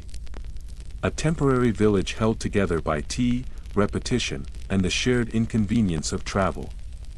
The table becomes a meeting ground. Meals become rituals. And hunger becomes a language that everybody speaks fluently. At the far end of the room, a girl begins telling a story. She is young but confident, her voice rising and falling like a fiddle tune. Her audience is mostly children, but there are adults leaning in too, quietly caught in the rhythm of her tale. It's about a haunted barn in County Kerry, and a ghost who speaks only to goats. When she reaches the part about the goat learning to sing, the table breaks into laughter. It starts with the children but spreads like a wave. Even the steward pouring tea near the end of the table allows himself a crooked grin as he fills the mugs. Stewards down here aren't the stiff-backed gentlemen you hear about on the upper decks. There are no polished shoes, no gleaming brass buttons. These men are practical, worn around the edges. Their uniforms are tidy enough, but the fabric bears stains that speak of long days and clumsy spills. Sleeves are rolled, steps are quick, and their balance is impeccable. They move through narrow paths with trays stacked high, carrying bowls and ladles and chipped mugs as though in a kind of dance choreographed by necessity. Most don't say much, too busy or too tired. But a few do. And those few have stories. You remember one who once told you, quite proudly, that he had been a boxer before boarding this ship. Another claimed to have cooked for the Prince of Wales, though judging by the toughness of last night's stew, the prince may not have been as discerning as you'd imagined. The steward serving your table tonight has been quietly christened Walter, though no one knows if that is his real name. Someone once thought they heard him called that, and it stuck. Walter doesn't speak much, but if you offer a thank you, he gives you a knowing wink. Once, you saw him slide a second slice of bread to a child who hadn't asked for anything, his hand quick and quiet. No one else saw it. But you did, and now you find yourself noticing everything, the silent rules. The small rituals. The way the bread tray always circles clockwise, never the other way. The way people wait their turn, pass things in a certain order. No one tells them to. They just do. There's an understanding, unwritten but accepted. You pass before you serve yourself. You mind who sat down first. There are gestures that speak volumes, small nods, raised eyebrows, the slow negotiation over who gets the slightly larger slice of potato. These are not rules printed on a wall. They are born of shared space and mutual need, and everywhere, children. Dozens of them. Loud and sticky and filled with questions. Some squirm in their seats. Some bang spoons on the table. Others sit straight-backed and strangely dignified, as though mimicking the elegance of a higher class. One small girl, maybe 6 years old, dabs her mouth with a carefully folded piece of cloth that she insists is a napkin. She corrects her posture every few bites. Her younger brother, on the other hand, has wedged a limp piece of cabbage into his ear and is grinning proudly. You choose not to comment. Here's a bit of truth pulled from the ship's own blueprint. The third-class dining saloons were officially divided by gender. One room for single men. Another for women and families. That was the rule on paper. But in practice, things shifted. Families didn't want to be separated. Stewards didn't always have the time or patience to enforce divisions. In the shuffle of daily meals, the boundaries blurred. Some historians argue this led to tighter bonds between passengers. Others say it made the stewards' jobs harder. The truth, as always, is probably both, and then there are the stories. The rumors. The tiny sparks of folklore that bloom in close quarters. There was a steward once, they say, who brought a harmonica with him. He didn't play for money. No one paid him. He just liked the sound. After meals, near the scullery, he would sit and play a slow tune while the trays were being scrubbed and stacked. Some passengers swore his music made the food taste better. Others claimed it gave them headaches.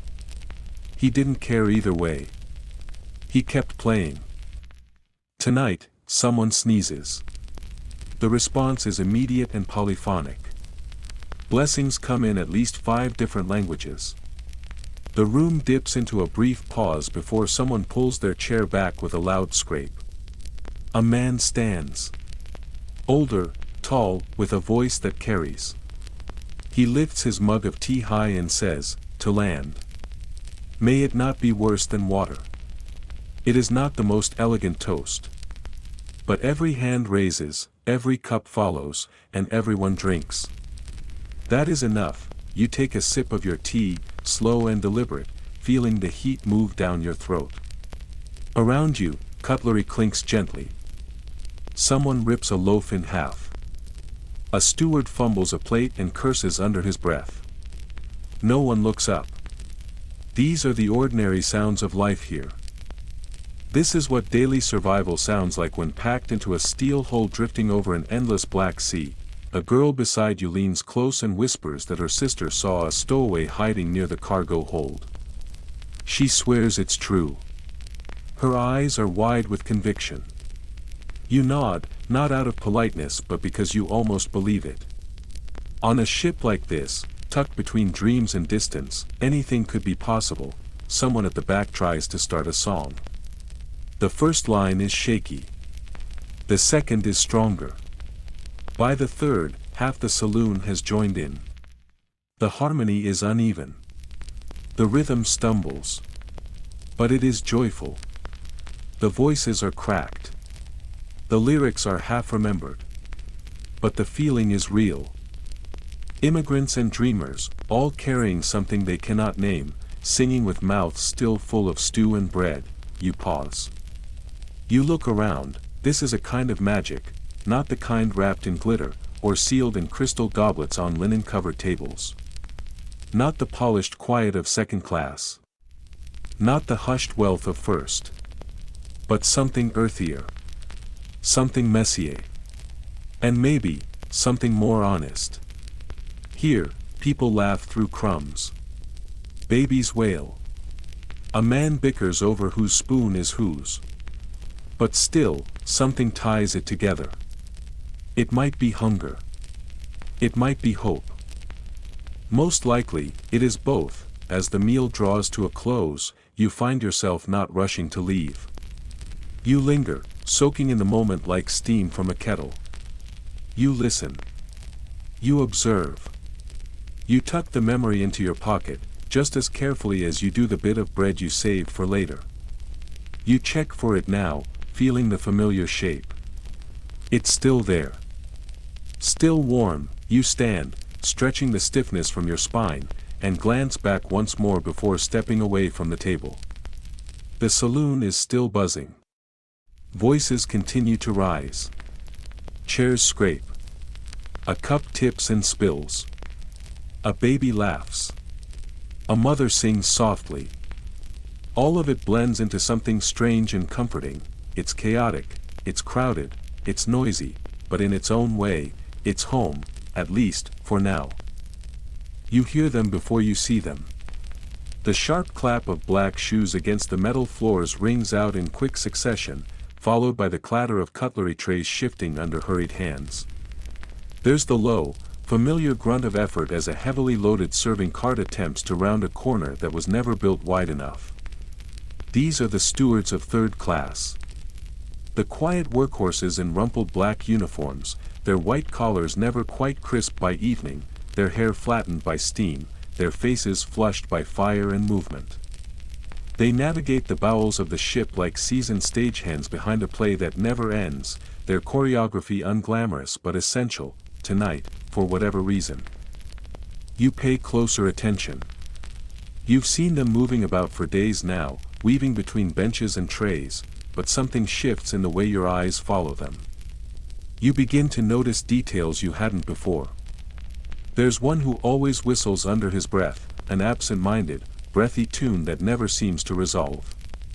Another steward ties his apron twice each time, first in a rushed knot, then again more carefully, as if correcting himself. And then there's the eldest among them, gray-haired and slow but graceful, who moves with the solemn precision of a ritual. He takes exactly 7 steps between trays every single time. Not 6. Not 8. You realize, perhaps for the first time, that the stewards don't just serve food.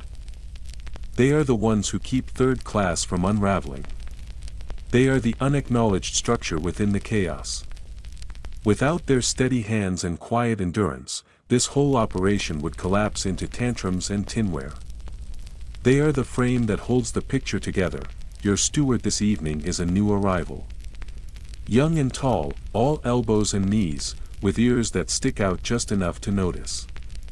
His black tie is a little off-center, and he doesn't seem to mind. He steps up to the table with a shy smile and makes the evening's announcement, voice unsure but friendly. Pork hash and cabbage, ladies and gents. His tone lifts like he hopes this news might be welcome. Someone behind you groans dramatically. Someone else responds with a cheer. Reactions in steerage are always a mix, half expectation, half resignation. The food may not change much, but the mood always does. The pork hash arrives soon after, steaming in deep bowls, the kind with chipped edges and years of stories in their glaze. The contents are barely distinguishable. Everything is soft and beige, and the bits of pork and potato melt into one another in a way that feels less like a meal and more like an agreement. Bits of fat glisten in the dim light, and something green, parsley, perhaps, or maybe wilted cabbage, adds a dash of color. It doesn't look like much, but it smells like comfort. The scent is hearty and familiar, the kind of aroma that can bring warmth before the first bite. You dig in with your spoon, the sole utensil of third class, shaped by repetition into something as natural as your hand. The salt hits your tongue first, sharp and satisfying. Then the softness follows, potatoes cooked nearly to a paste, pork that still remembers the shape of meat. A tiny crunch surprises you. Onion, just enough to count. You nod, mostly to yourself. It is not beautiful, but it does its job. It quiets the noise in your stomach and fills the hollow space between your ribs with something resembling peace. Here's a proper historical nugget to digest alongside your dinner. The stewards of Titanic's third class were not limited to food service alone. They were expected to juggle responsibilities across the spectrum of passenger needs. They helped with baggage, cleaned cabins, managed laundry, soothed crying infants, and during moments of crisis, assisted in keeping order and providing aid. Most had little formal training. Some had once been waiters in modest hotels. Others were deckhands, reassigned into service roles with little more than a clean collar and the promise of steady hours. Their uniforms were plain black with white trim, far from the elegance of first-class staff, but always pressed to the best of their ability. Even so, many carried themselves with visible pride. The pride of those who know they are needed, and proud they were. You can see it. In the brisk pace of their steps, in the upright set of their shoulders, even after hours of backbreaking work. One passes your table now. He moves quickly, balancing 3 bowls in each hand, but as he glances your way, he offers a brief nod. He doesn't stop. There's no time. But the gesture feels personal. Like a small thread of recognition strung between 2 people in motion. You nod back without thinking. This is part of the unspoken rhythm of life down here. Another steward approaches from the other side. This one is a woman, which is rare, but not entirely unknown in third class. She carries a heavy kettle of hot water, moving like someone who's done this more times than she can count. Her eyes sweep the table like a hawk scanning for prey, zeroing in on empty cups. She pours with one hand while steadying the kettle with the other, her fingers never trembling, never spilling a drop. You wonder how long it took her to perfect that skill on a ship that pitches and sways under every wave. A story makes its way across the table tonight. A bit of gossip. Apparently, one steward, no one is quite sure which, has been trying to learn everyone's names by associating them with their food preferences. Mr. Two T's. Miss No Potatoes. The kid who hates bread. No one's insulted. If anything, it adds a kind of warmth to the room. You wonder what your food name might be. Probably jam twice. You glance again at the young steward assigned to your table. He moves with care, not the fluidity of experience, but the precision of someone determined to get it right. His arms are long and awkward, but he stacks bowls like a circus performer juggling glass. When you hand him your empty plate, he leans in and whispers a soft thanks. His voice cracks slightly. You notice the raw red skin on his hands, marked from scalding water and rough scrubbing. He can't be more than 19. Possibly younger. For a moment, he reminds you of someone. Maybe yourself. Historians still discuss whether these stewards received much appreciation for their efforts. Some survivor accounts speak of warm connections. Moments when a steward comforted a passenger, slipped extra food to a hungry child, or stood silently beside a widow during a long, cold night. Other accounts recall stewards as distant, overworked, barely more than shadows passing between tasks. It all depended on the steward. On the day. On the weather. Just like everything aboard this ship, tonight, though, something is different. Tonight, there is gratitude in the air. After dessert, a sliver of sponge cake so dry it could have doubled as a doormat, but sweetened by a thin stripe of marmalade, someone stands up at the far end of the saloon and begins to clap. It starts as a joke, a bit of theater. But others join in. The clapping grows. The steward in question lifts his hands awkwardly, pretending to dismiss the attention, but he lingers just a moment longer before turning back toward the galley. Perhaps he hopes someone else will say it. They do, you do, thank you, and it is not just for the food. It is for the effort. For the attention to detail. For the small grace of someone bringing nourishment to those who have spent too many days having too little. It is for the unseen labor.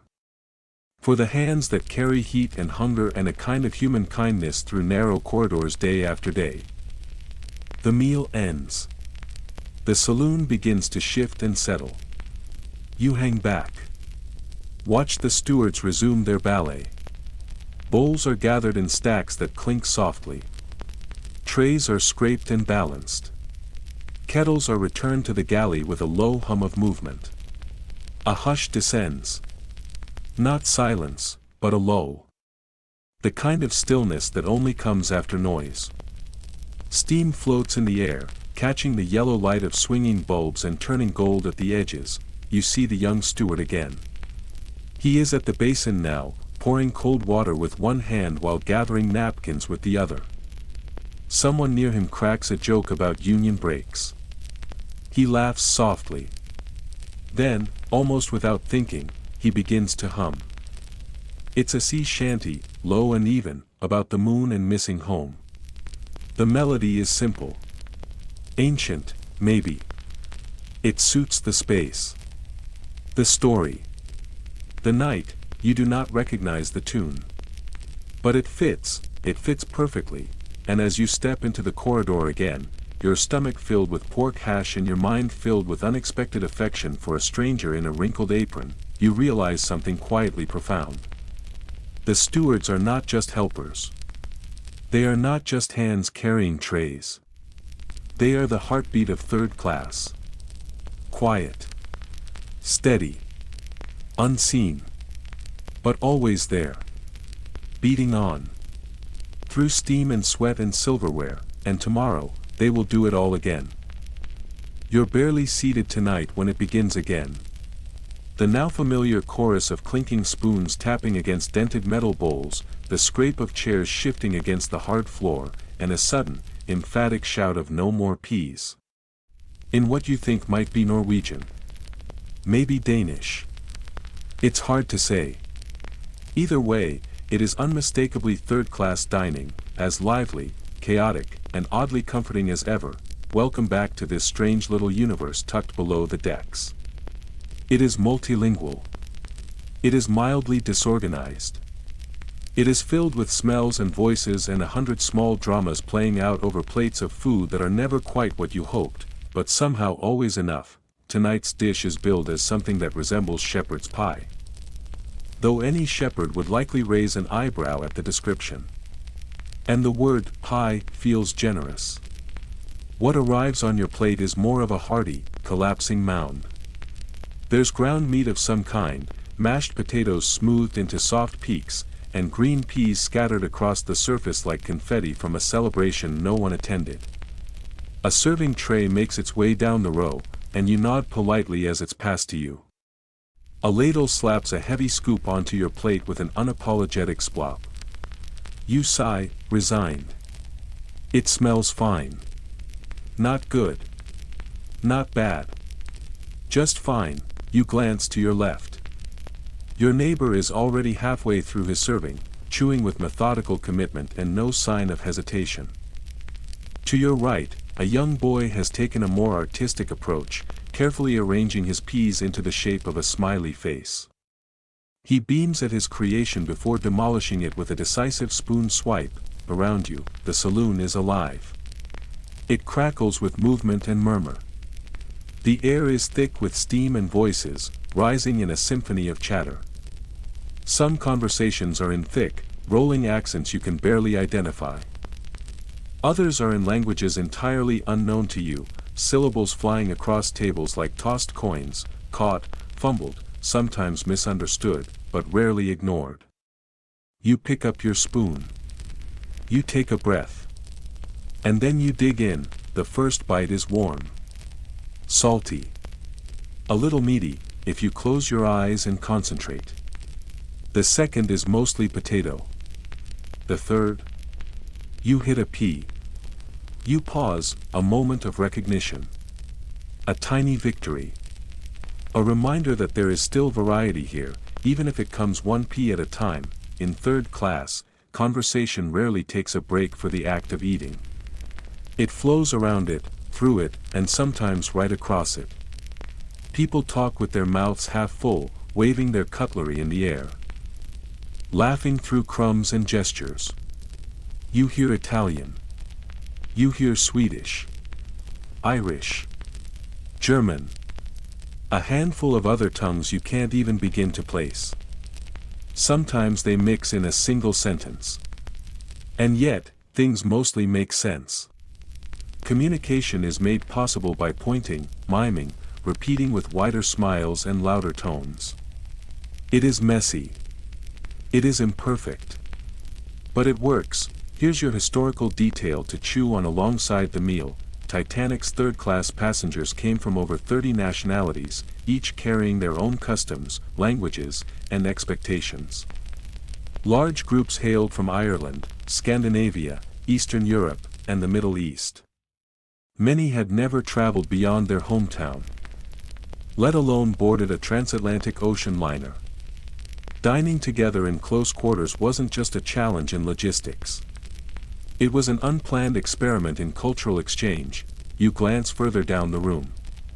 Someone tries to ask for more gravy but stumbles over the words and accidentally requests something that sounds suspiciously like gray feet.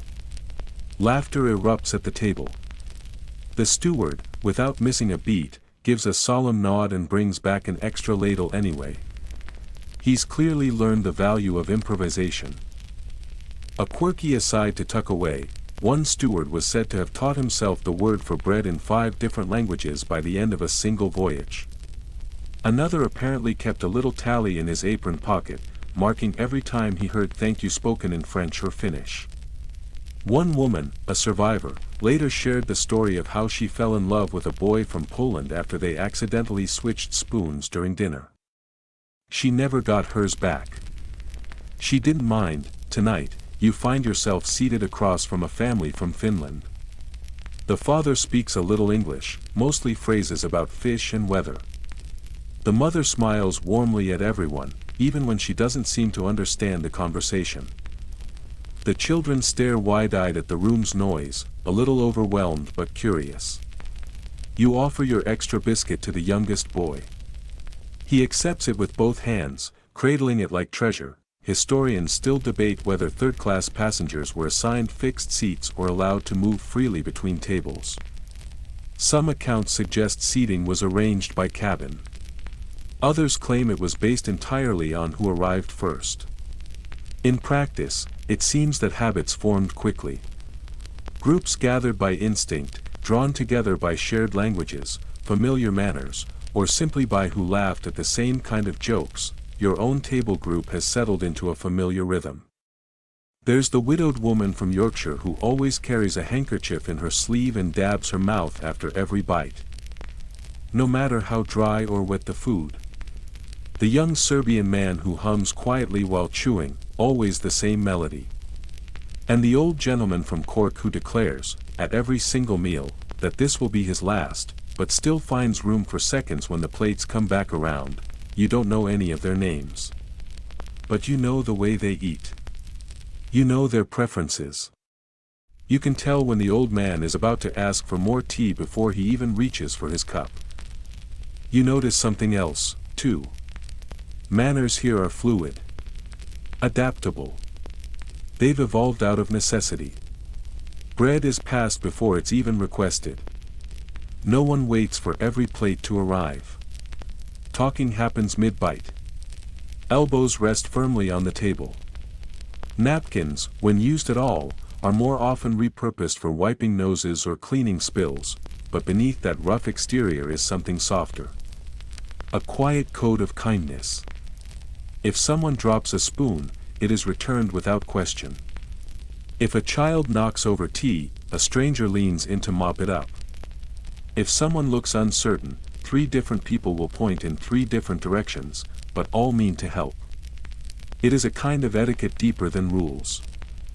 It is shared humanity. The meal begins to wind down. The peas have spread thin. The potatoes are now cold, congealed slightly around the edges of the plate. Someone passes around a biscuit, clearly stale, that's been drawn on with a bit of coal. There's a stick figure on it, riding a whale, complete with waves and a tiny flag. You laugh. Everyone laughs. The biscuit becomes a brief celebrity before being devoured in 2 bites, and just when you think the noise has peaked, someone stands and lets out the first line of a song. Loud. Joyful. Completely off-key. The entire saloon erupts in applause. Another voice joins. Then another. Soon the room is filled with music, imperfect but exuberant. Cultures collide in harmony. Melodies blend and shift. Languages layer over one another. You hum along, even when the words are unfamiliar. It doesn't matter. The feeling is universal. This is more than dinner. This is survival as celebration. It is diplomacy served with potatoes. It is community carved from routine. It is a quiet reminder that, despite all difference, people are not so different after all, not when they're hungry, not when they're tired, not when they're far from home and sitting side by side, sharing what little they have. As you rise from your seat, a young woman bumps into you. She murmurs sorry in what you believe might be Ukrainian. You smile and reply it's all right in English. She nods, not necessarily in comprehension, but in shared understanding. You make your way back to your cabin with your stomach warm and your ears ringing from voices and songs that are still echoing. Somewhere behind you, someone is still singing.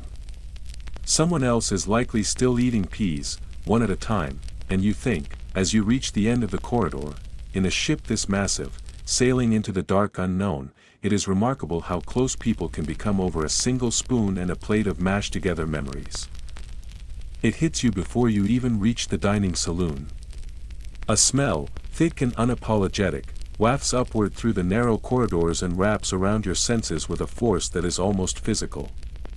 It is sharp and sour, clinging to the walls, hanging in the air like an old curtain no one's thought to wash. It nearly stops you in your tracks. A pungent blend of overboiled cabbage, damp wool, coal soot, and something faintly metallic, like rusted tin or a forgotten nail left to soak in seawater. You wrinkle your nose. You hesitate, just for a moment. But you keep moving. Because down here, in the steel belly of the ship, in the crowded world of third class, meals are not a matter of pleasure. You do not eat for the taste. You eat to carry on. You eat to endure. You descend the stairs slowly, hand grazing the cool iron railing.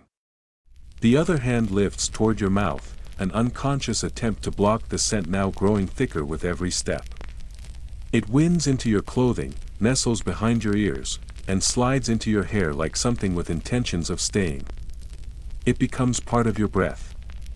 Part of your body. You do not know if it will ever wash out completely, and when you step through the doorway into the saloon itself, the smell no longer feels like something separate. It has stopped lingering in the air and begun to be the air. It is not in the room. It is the room. Tonight's dinner is a predictable affair. Boiled cabbage, of course. A heaping spoonful of it, pale yellow at the edges and limp from long hours in water. Beside it rests a piece of white fish, thin and soft, looking more like an apology than a meal. The fish glistens slightly in a puddle of watery liquid, something between broth and grease. The skin is still attached on one side, curling up at the edges. The whole plate seems to sigh when set down before you. You lift your spoon. It trembles slightly as you bring the first bite to your lips. You chew. You swallow. You breathe through your mouth. The fish is edible. Just barely. It flakes apart in a cooperative way, soft and yielding. The cabbage tastes of every other vegetable that has ever been boiled in that same pot. There is no distinct flavor. Only the heavy, wet memory of something that once grew from the earth. You do not ask questions. You reach for your tea, hoping for a neutral taste. Here's a historical anchor to ground the moment. In Titanic's third class, fish was often served on Fridays. This practice followed Catholic dietary rules observed by many of the ship's Irish, Italian, and Eastern European passengers. The fish was not fresh from the sea. It was preserved, likely salted cod or dried haddock, stored in barrels and softened through long hours of steaming. The cabbage, inexpensive and endlessly available, made frequent appearances on the menu. It could be served with almost anything. And it often was, but the odor is not confined to the food. It clings to the benches, rises from the coats hung along the wall, seeps out from damp corners where salt air and sweat collect in quiet combination. It is the unspoken background noise of 100 bodies pressed together in motion. It is the byproduct of people living and eating and breathing and waiting in close proximity. You can almost taste the closeness of it. The reality of steerage, someone coughs a few feet away, the sound wet and low in the chest. A child sneezes with a squeak.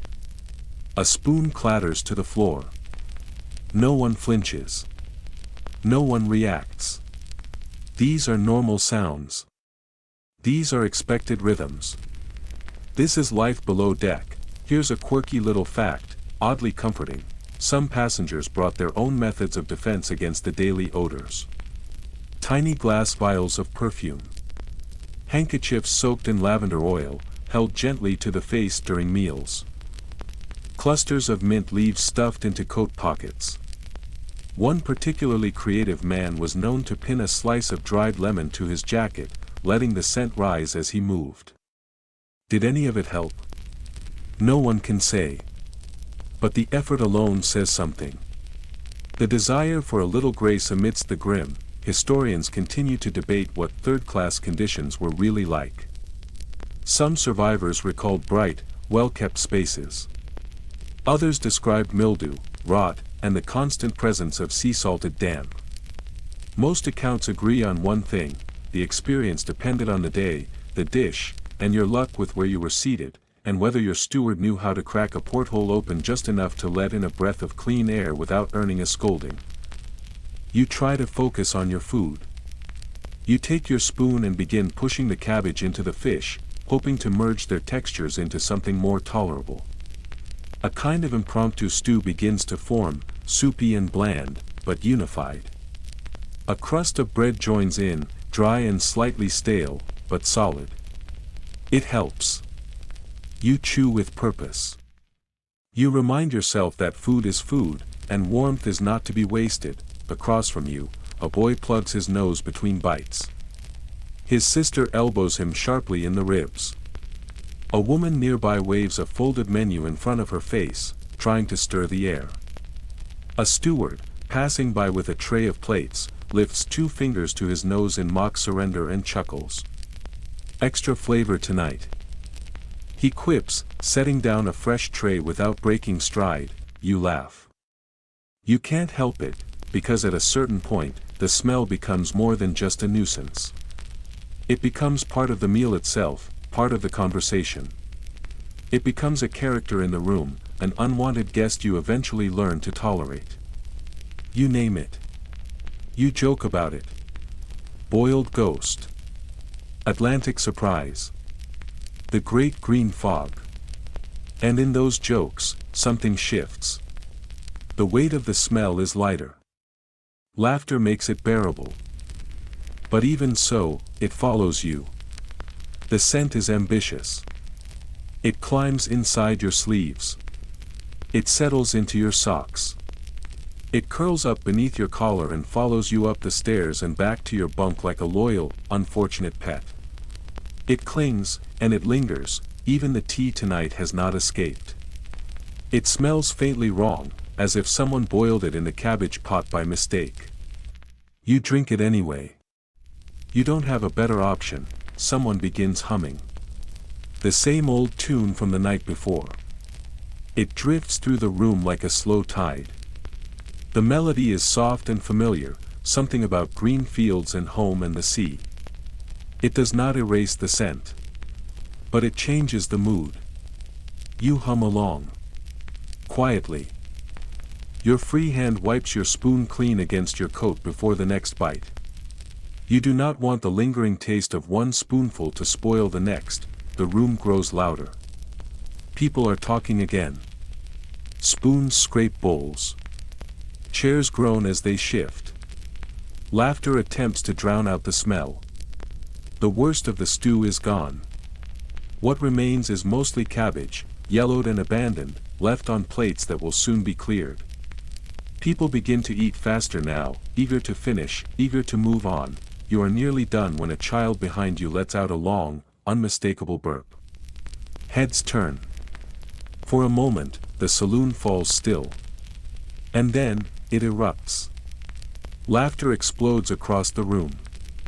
Even the stewards chuckle. Someone raises a mug and calls out, "To good digestion." All around the room, people lift their cups and drink, because yes, the smell is terrible. Yes, the meal was barely tolerable. But it hasn't beaten you. Not this time. Not tonight. You scrape the last flake of fish from your bowl, press your spoon against your plate with finality, and push it away. Your clothes will carry this smell for hours. Your pillow, too. Maybe even your dreams. But your stomach is full. Your spirit is intact. You made it through another dinner. You hand your mug to the steward. He nods with a grin. "Brave soul," he says, wiping his brow. "That was the worst one this week." You smile. You take a shallow breath and keep moving. As you walk back toward your bunk, you pass a cluster of giggling children. One has cabbage leaves tucked behind his ears, pretending to be an elf. His mother scolds him gently, but even she is laughing. You laugh too. You can't not, because this is what third class teaches you. How to laugh with a mouth full of steam. How to share a table with strangers and feel a little less alone. How to survive not just the journey, but the small discomforts that come with it, and how to smell like cabbage, and not let it ruin your night. You're already chewing when the realization begins to form, slow and almost suspicious. Something's changed, the bread is softer tonight. Noticeably so. The crust gives with less resistance, and the inside has just enough warmth to suggest it was pulled from the oven not too long ago. The tea, too, feels warmer, fresher, stronger. There's actual steam curling from the rim of your mug. You lift it, surprised by the pleasant sting of heat on your fingers, and then there's the stew. It tastes seasoned, not heavily, not boldly, but enough to register. Enough to make you pause mid-chew, your tongue catching the faint suggestion of salt, maybe a pinch of pepper, maybe even herbs. You blink. Suspicion flickers briefly across your face. Did you wander into second class by mistake? Did you take a wrong turn and end up somewhere else entirely? But no. A glance confirms it, same pine bench beneath you, worn smooth by countless passengers. Same dented, dull spoon in your hand, with its slightly bent handle and thin edge. Same low ceiling overhead, where drops of condensation fall in slow rhythm from a pipe that hums like a sleeping animal. Everything's the same, and yet, something is different. It is not the room. It is not the food. It is you, because tonight, for the first time in days, your body doesn't brace at the first bite. Your hands don't clutch the bowl as if it might vanish. Your mouth doesn't calculate how much to eat and how much to save.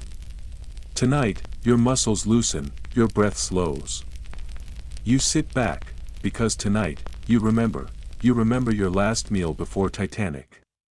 You remember the taste of it, not from richness, but from lack.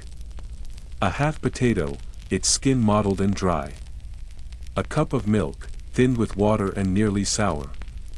A sliver of turnip, scraped clean of anything soft, eaten more out of necessity than want. You remember the table itself, barely standing. One leg broken, the missing piece replaced with a chipped brick. You remember how everyone sat in silence. Not the comfortable, satisfied kind. The anxious, defeated kind. You remember pretending to be full. You remember watching your younger brother lick the bottom of the bowl because there was nothing else left, and now here you are. Sitting inside a ship the size of a city street, floating across the Atlantic Ocean in a steel-walled maze. And you are eating your second helping of mutton stew. It is warm. It is available. It belongs to you. No one is watching your bowl, waiting for your last bite. No one is asking you to share what you cannot spare. It almost feels normal, and that, you realize, is the real trick of comfort. It doesn't barge in with trumpets or fireworks. It slips in quietly, almost invisibly. It settles into your bones before you even notice. It makes you forget the hardness that came before. Makes you believe, if only for a moment, that soft bread and hot tea and a clean spoon have always been yours. That they always will be. Tonight's meal is, by most standards, nothing extraordinary. It is a repeat offering, Irish stew again.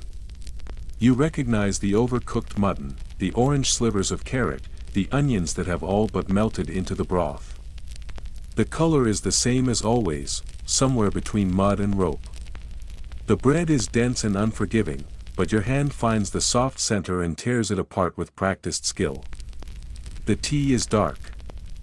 Nearly opaque, and strong enough to support the spoon if you dared stand it upright. You take another bite. You pause. You chew slowly, and a thought lands gently, like a feather in your mind. If someone from your village were to see you now, seated at a long table in a warm room, with a bowl of meat and vegetables in front of you and no fear of it being taken away, they would believe you had made it. They would believe you rich. You, surrounded by laughter and conversation, flanked by familiar faces who were strangers not so long ago. You, with more meat than you've had in a week. You, with heat on your tongue and food in your belly. They would call it success. Here's your historical reminder, your pause in time. For many third-class passengers aboard the Titanic, this was the highest level of comfort they had ever known. Heated sleeping quarters. Meals served 3 times a day. Water that ran from taps. Stewards who smiled and carried trays and occasionally snuck an extra portion.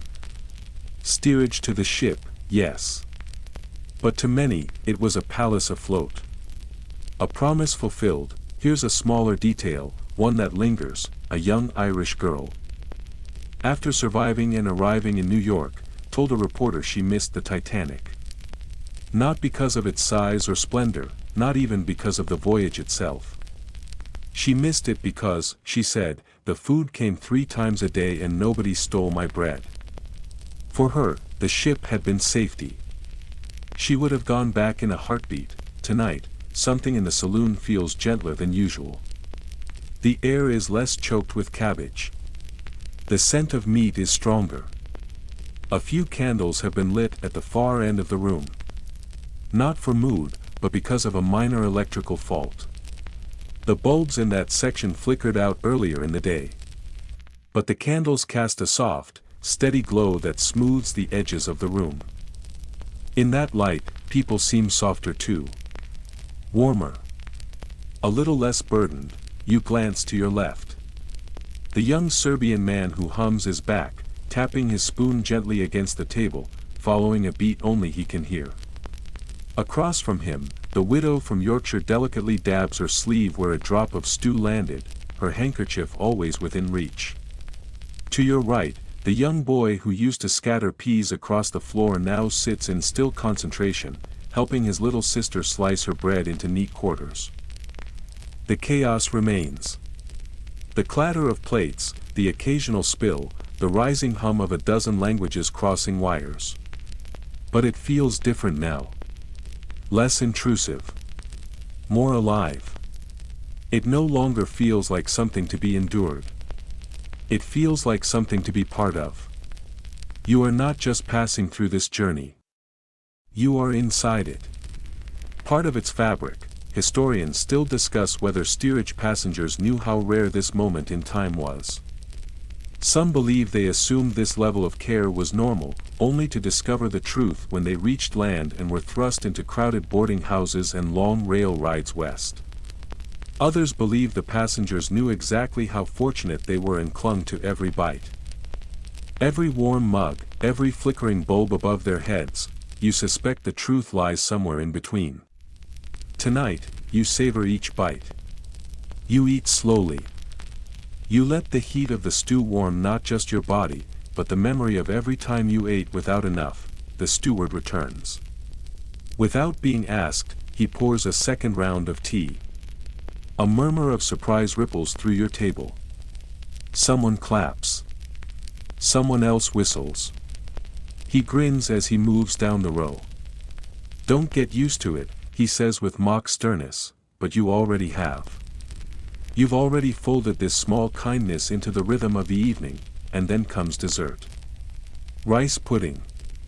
Again. You recognize it the moment it lands. White, thick, familiar. You brace for the usual, 1 or 2 undercooked grains, a lump here or there, the bare minimum of sweetness. But this time, it's smooth. Creamy. Sweet in the way only something carefully stirred can be. There might even be a trace of cinnamon. You blink once. Maybe it's just the candlelight playing tricks. You eat it slowly. Each spoonful more deliberate than the last. Because this is not just food. This is proof. Proof that a life can change, even in small ways. That a journey begun in hunger can carry you towards something softer. Towards something whole. You glance around one last time. At the salt-scrubbed walls. The flickering lights. The mugs, mismatched and chipped but clean. And you think, unexpectedly, this may be the best meal of your life, not because of what it is. But because of what it means, because for once, you are not begging for scraps. You are not scraping a stranger's leftovers. You are not pretending not to be hungry so someone smaller can eat first. You are here. You are fed. You are full, and in a life where you've always had to fight for enough, tonight, at last, you have it, you have enough. You find yourself staring at the small, dented salt tin at the end of the table as though it holds answers to some ancient mystery. It has been there since the start of the meal, positioned just beside a chipped saucer and a folded napkin, unassuming and yet strangely magnetic. It sits there like a relic, untouched, possibly forgotten, perhaps empty, or maybe something more. Maybe sacred. You lean in, cautiously, as though expecting it to whisper. You give it a soft shake. Not a sound. Not a grain, of course not. Tonight's dinner marks a return to the very basics. A slab of boiled beef, pale and frayed around the edges. A mound of potatoes, pressed into a vague shape, steam curling from their sides like a surrender. And then, one final addition, a scoop of something else, something indeterminate. It could be turnips. It could be apples that took a wrong turn. It could be both. Or neither. Everything on your plate blends into one of two shades, dull gray or muted beige. Nothing vivid. Nothing sharp. You pick up your spoon. The same one you've used since day one, its handle worn, its edge rounded from too many meals like this. You ready yourself for another mouthful of colorless routine, and that is when someone mutters it. Just loud enough to reach your side of the table, salt would help. A shared exhale moves through the room like a wind. Half the table sighs. One person lets out a quiet laugh. Another shakes their head, because in third class, salt is not a given. It is not a condiment. It is an idea. A legend. A promise that sometimes appears, fleeting, passed from hand to hand with reverence, as though it were a family heirloom. And other nights, like tonight, it vanishes completely. You begin to wonder if it was ever there at all. No one really knows the reason. Some say the scarcity of salt was due to cost-cutting measures. Others claim it was a simple oversight, a detail lost in the complex logistics of feeding hundreds below deck.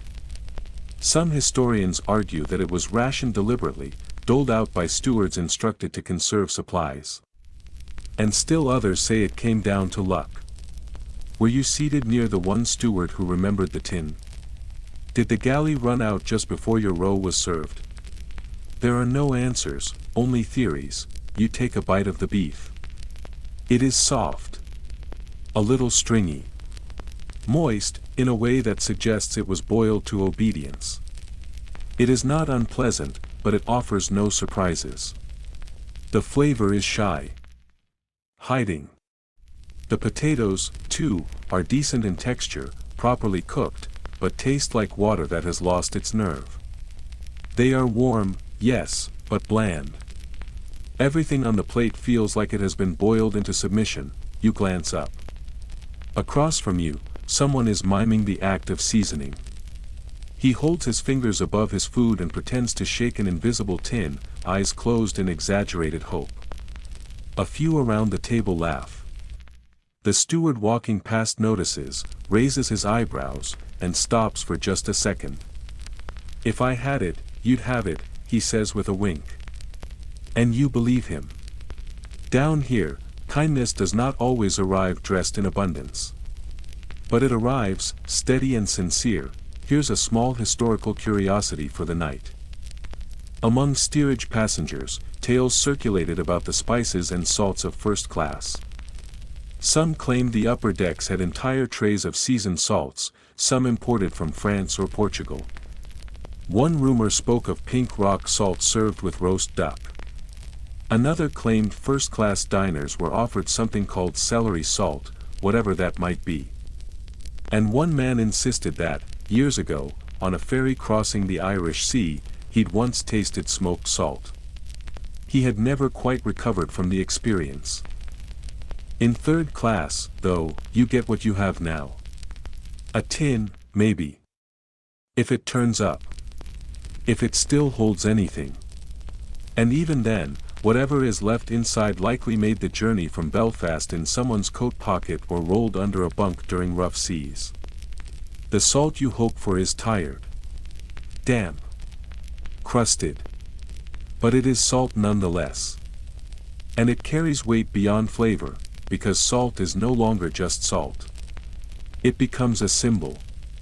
It stands in for all the tiny luxuries that exist just slightly out of reach. It is a shorthand for what you are asked to accept without complaint. For the flavor you have to imagine.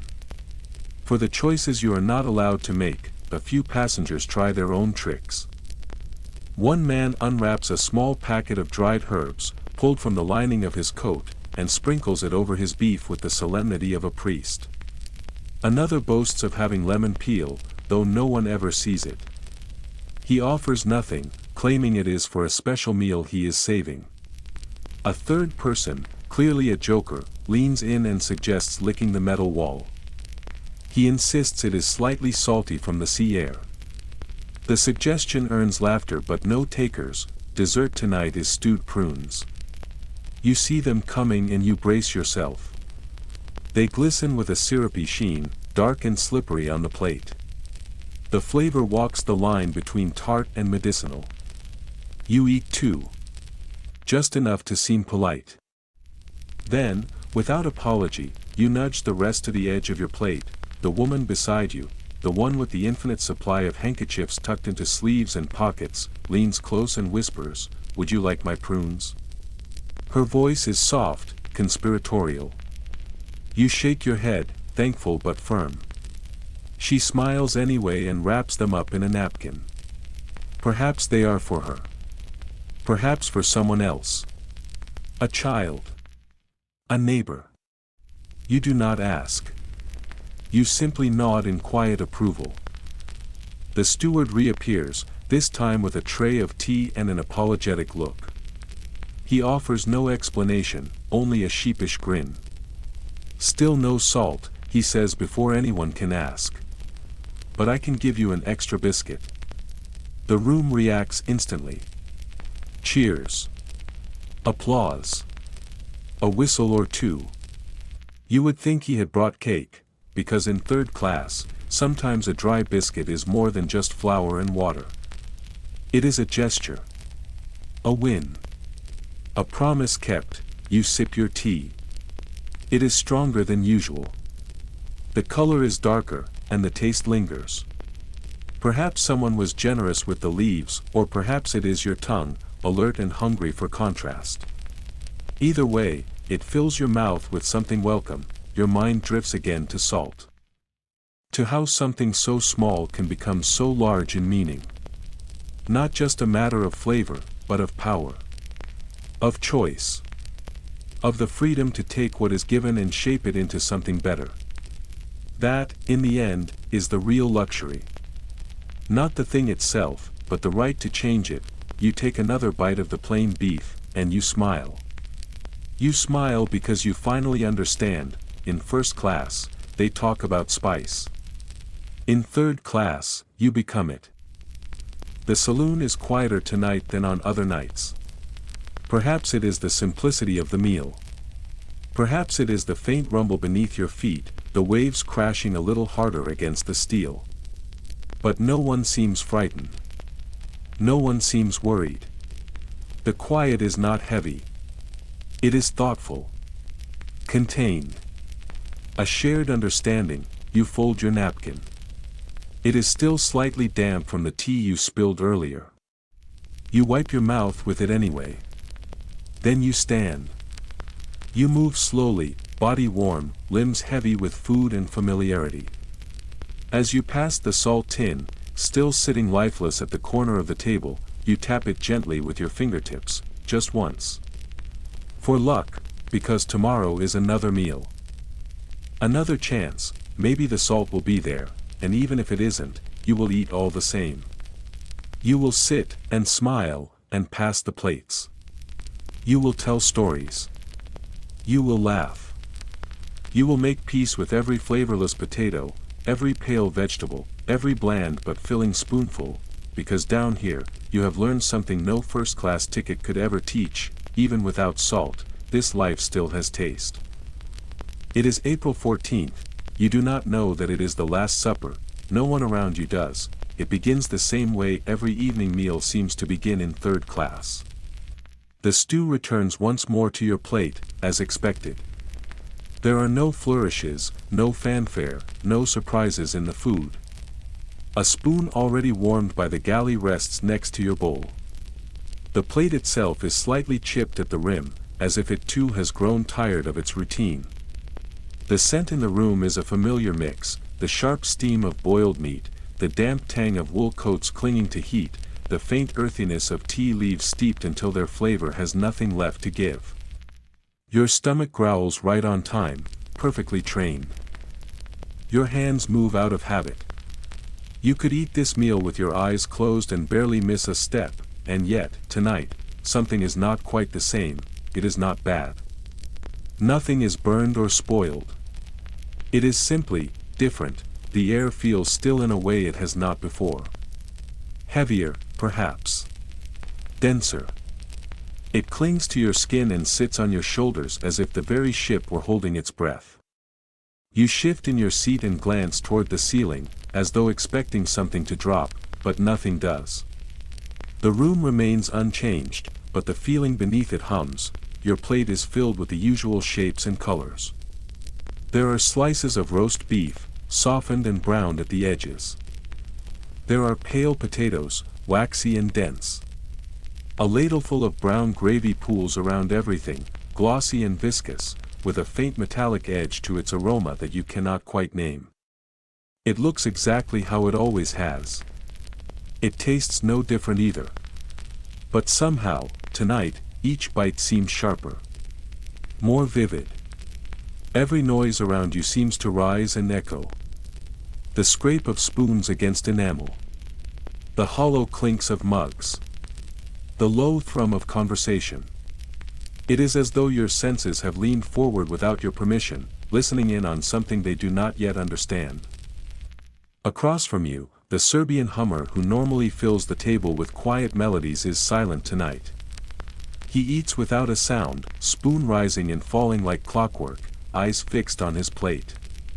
The Yorkshire widow, ever patient, is folding her napkin into a triangle, smoothing the corners again and again, not noticing when it slips to the floor. Even the children are still. No peas flying. No silverware used as percussion. Only the quiet, rhythmic work of mouths chewing and hands reaching for bread. You lift your cup. The tea burns your tongue a little. But you do not flinch. You welcome the heat. You let it stay. Tonight's stew is thicker than you expected. It feels more generous. Meatier, heartier, seasoned with more care. There is a joke from someone farther down the table. Something about the cook trying to impress a stewardess. It earns a few weak chuckles, a light chuckle from you as well, though the sound of laughter seems thinner tonight. You smile, but the food sticks in your throat for a moment longer than usual. Now for the history, the quiet echo beneath your thoughts. April 14, 1912, was a Sunday. The final full day of peace aboard the Titanic. Passengers across all three classes, including those in steerage, were served a proper Sunday dinner. For third-class diners, it likely meant roast beef, baked or boiled potatoes, perhaps a few sweet pickles if they were lucky. Some accounts even recall rice pudding making an appearance for dessert. It was, by most accounts, the most complete and satisfying meal many of the passengers would ever receive again. There is a story, passed down by one young survivor. She remembered the stew that night as something close to heaven. She said it warmed her all the way down, but made her belly feel like she had swallowed bricks. She remembered eating every bite, convinced there might not be a breakfast in the morning. She was right. But she did not know it then. None of them did. You take another bite. This time, slower. More deliberate. You let the taste settle before you swallow. And still, The hush continues to settle across the room like a slow, steady fog. Conversations continue, but at a quieter pitch.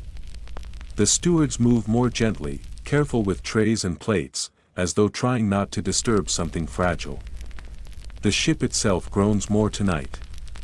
Not louder, but longer. Each sigh of steel seems to stretch further than it should, echoing with strange patience. You look down into your mug. The tea is still steaming. Half full, maybe a little more. The surface trembles slightly with the motion of the ship. The steam rises in elegant spirals, curling like a ribbon through the air. You watch it for longer than is necessary, unable to look away. Then, from somewhere nearby, someone begins to sing. The voice is low. Soft. It is not a hymn, not exactly, but it carries the same mournful shape. It sounds like longing. Like a memory. A song that does not require understanding to be understood. Slowly, others join in. One by one. Not with volume, but with harmony. The sound spreads gently across the room, wrapping around spoons and mugs and shoulders, until the air itself seems to hum. You think about the other nights. You remember the stew that tasted like dishwater. The biscuits so hard they could be used as weapons. The tea that sometimes resembled mud. And yet, somehow, it is this meal you know you will remember. This quiet. This calm. This stillness that makes no sense and yet fits perfectly, because tonight, for reasons no one can explain, it feels like a page is about to turn. Historians continue to debate what the passengers in Steerage understood and when they understood it. Some insist they were kept in the dark until the very end, unaware of any danger until it could no longer be ignored. Others believe whispers had begun to spread before midnight, moving from steward to passenger, from cabin to corridor. But on April 14th itself, there was no panic. There was only this, an eerie peace, the soft weight of silence just beginning to settle into place. Dessert comes. A slice of sponge cake, dry but lightly sweet. You take a bite and recognize immediately what it says. Not through flavor, but through effort. Someone tried. Someone, in that galley, thought to make something tender for the end of the day. A small kindness tucked onto your plate. You finish your meal. You do not scrape the dish this time. You fold your napkin with care, smoothing its edges before placing it beside your spoon. You offer a quiet thank you to the steward without waiting to be prompted. He nods once.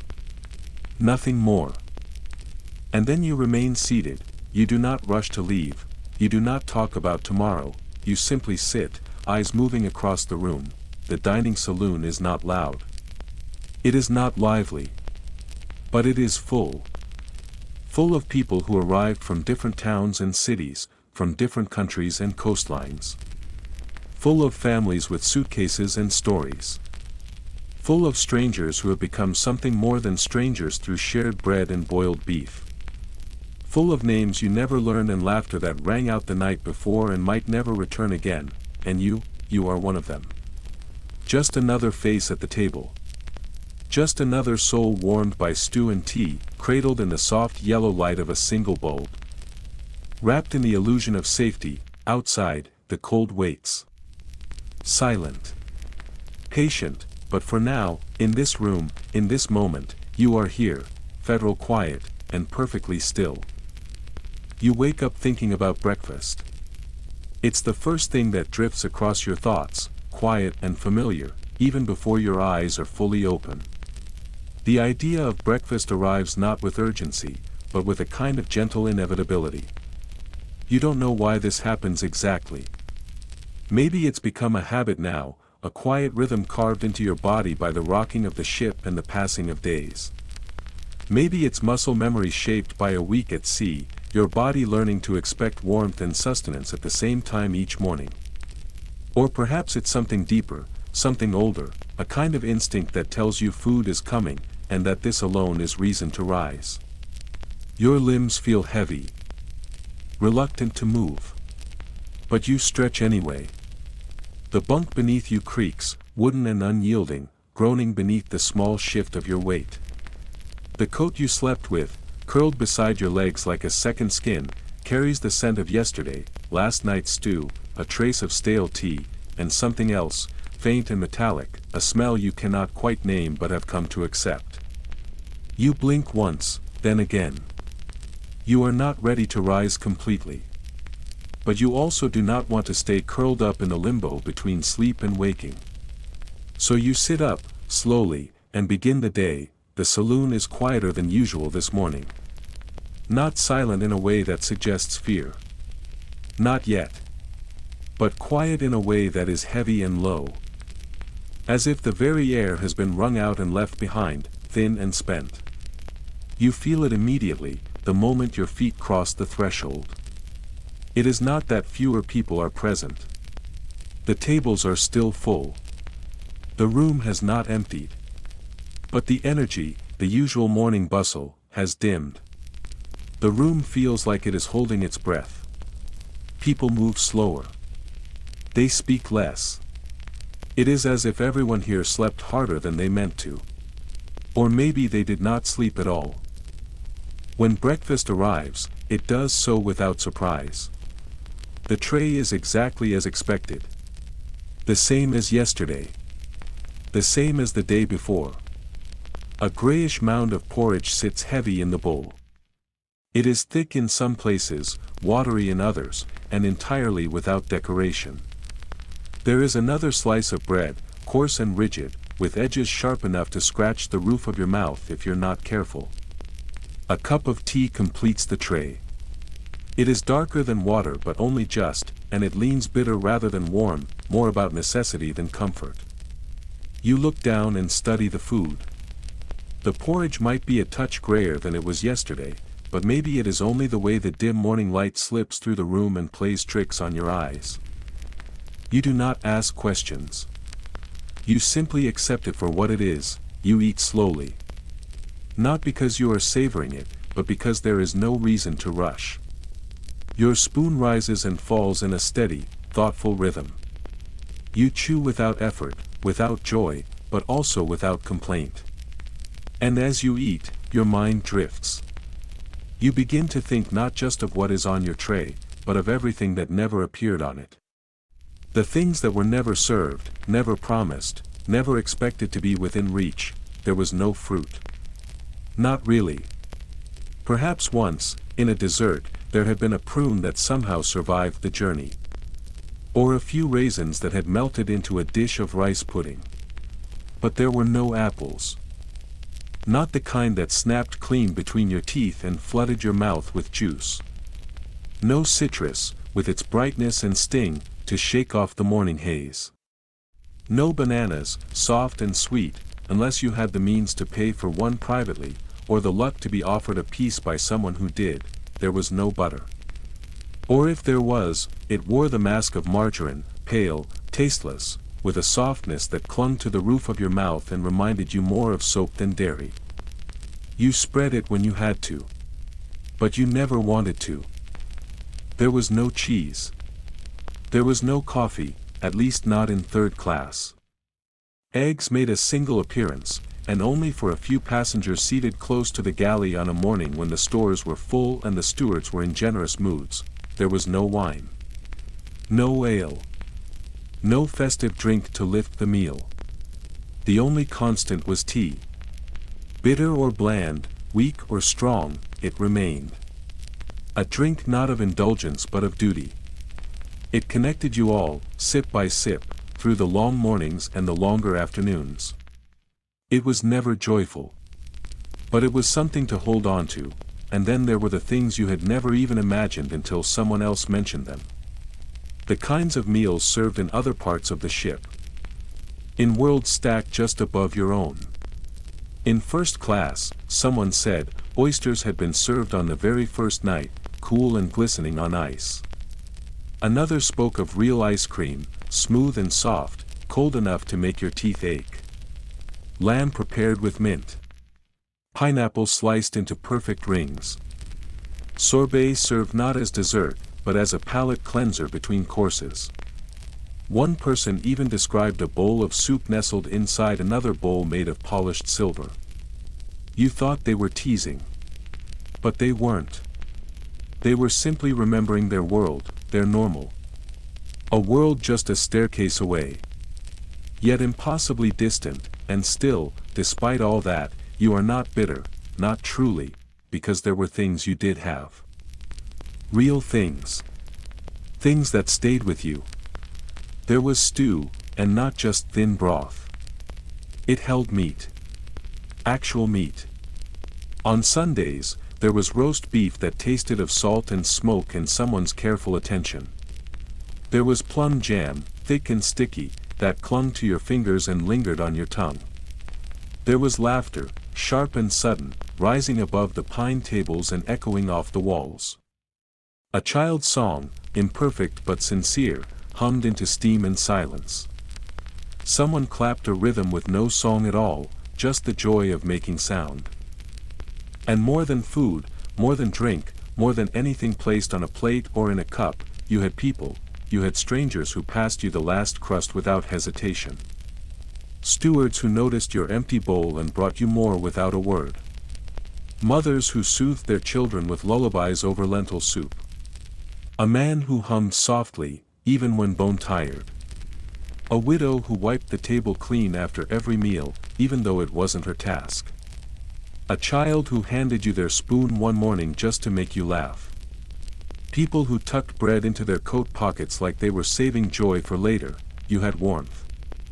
You had enough. Here is something to remember, many third-class passengers, when later asked to describe the Titanic, did not speak of lack.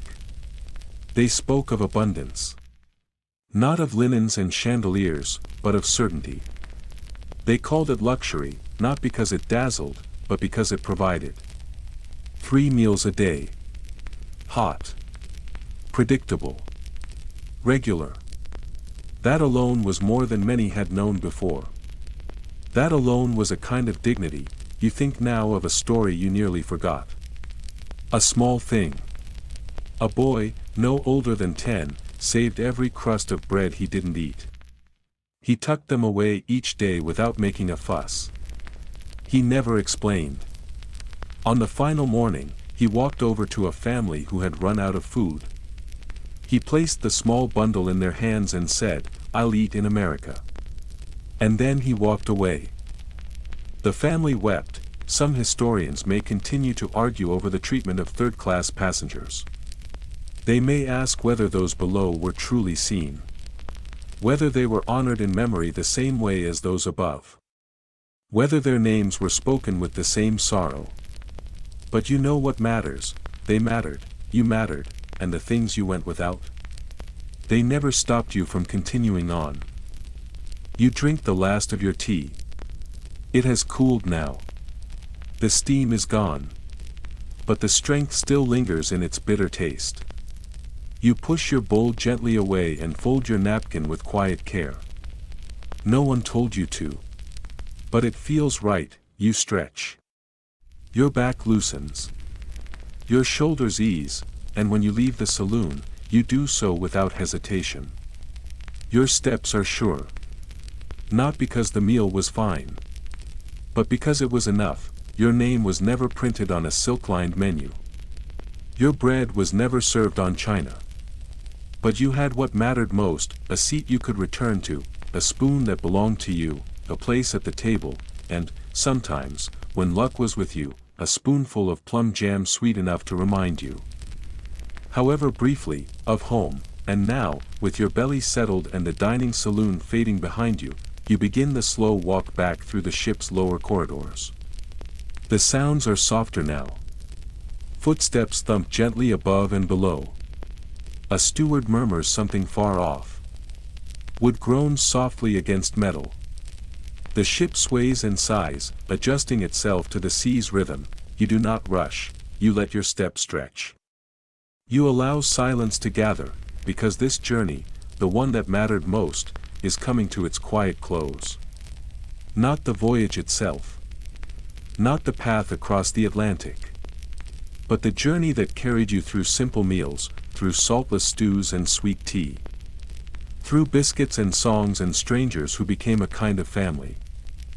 You look back not with hunger but with gratitude. Gratitude for what fed you.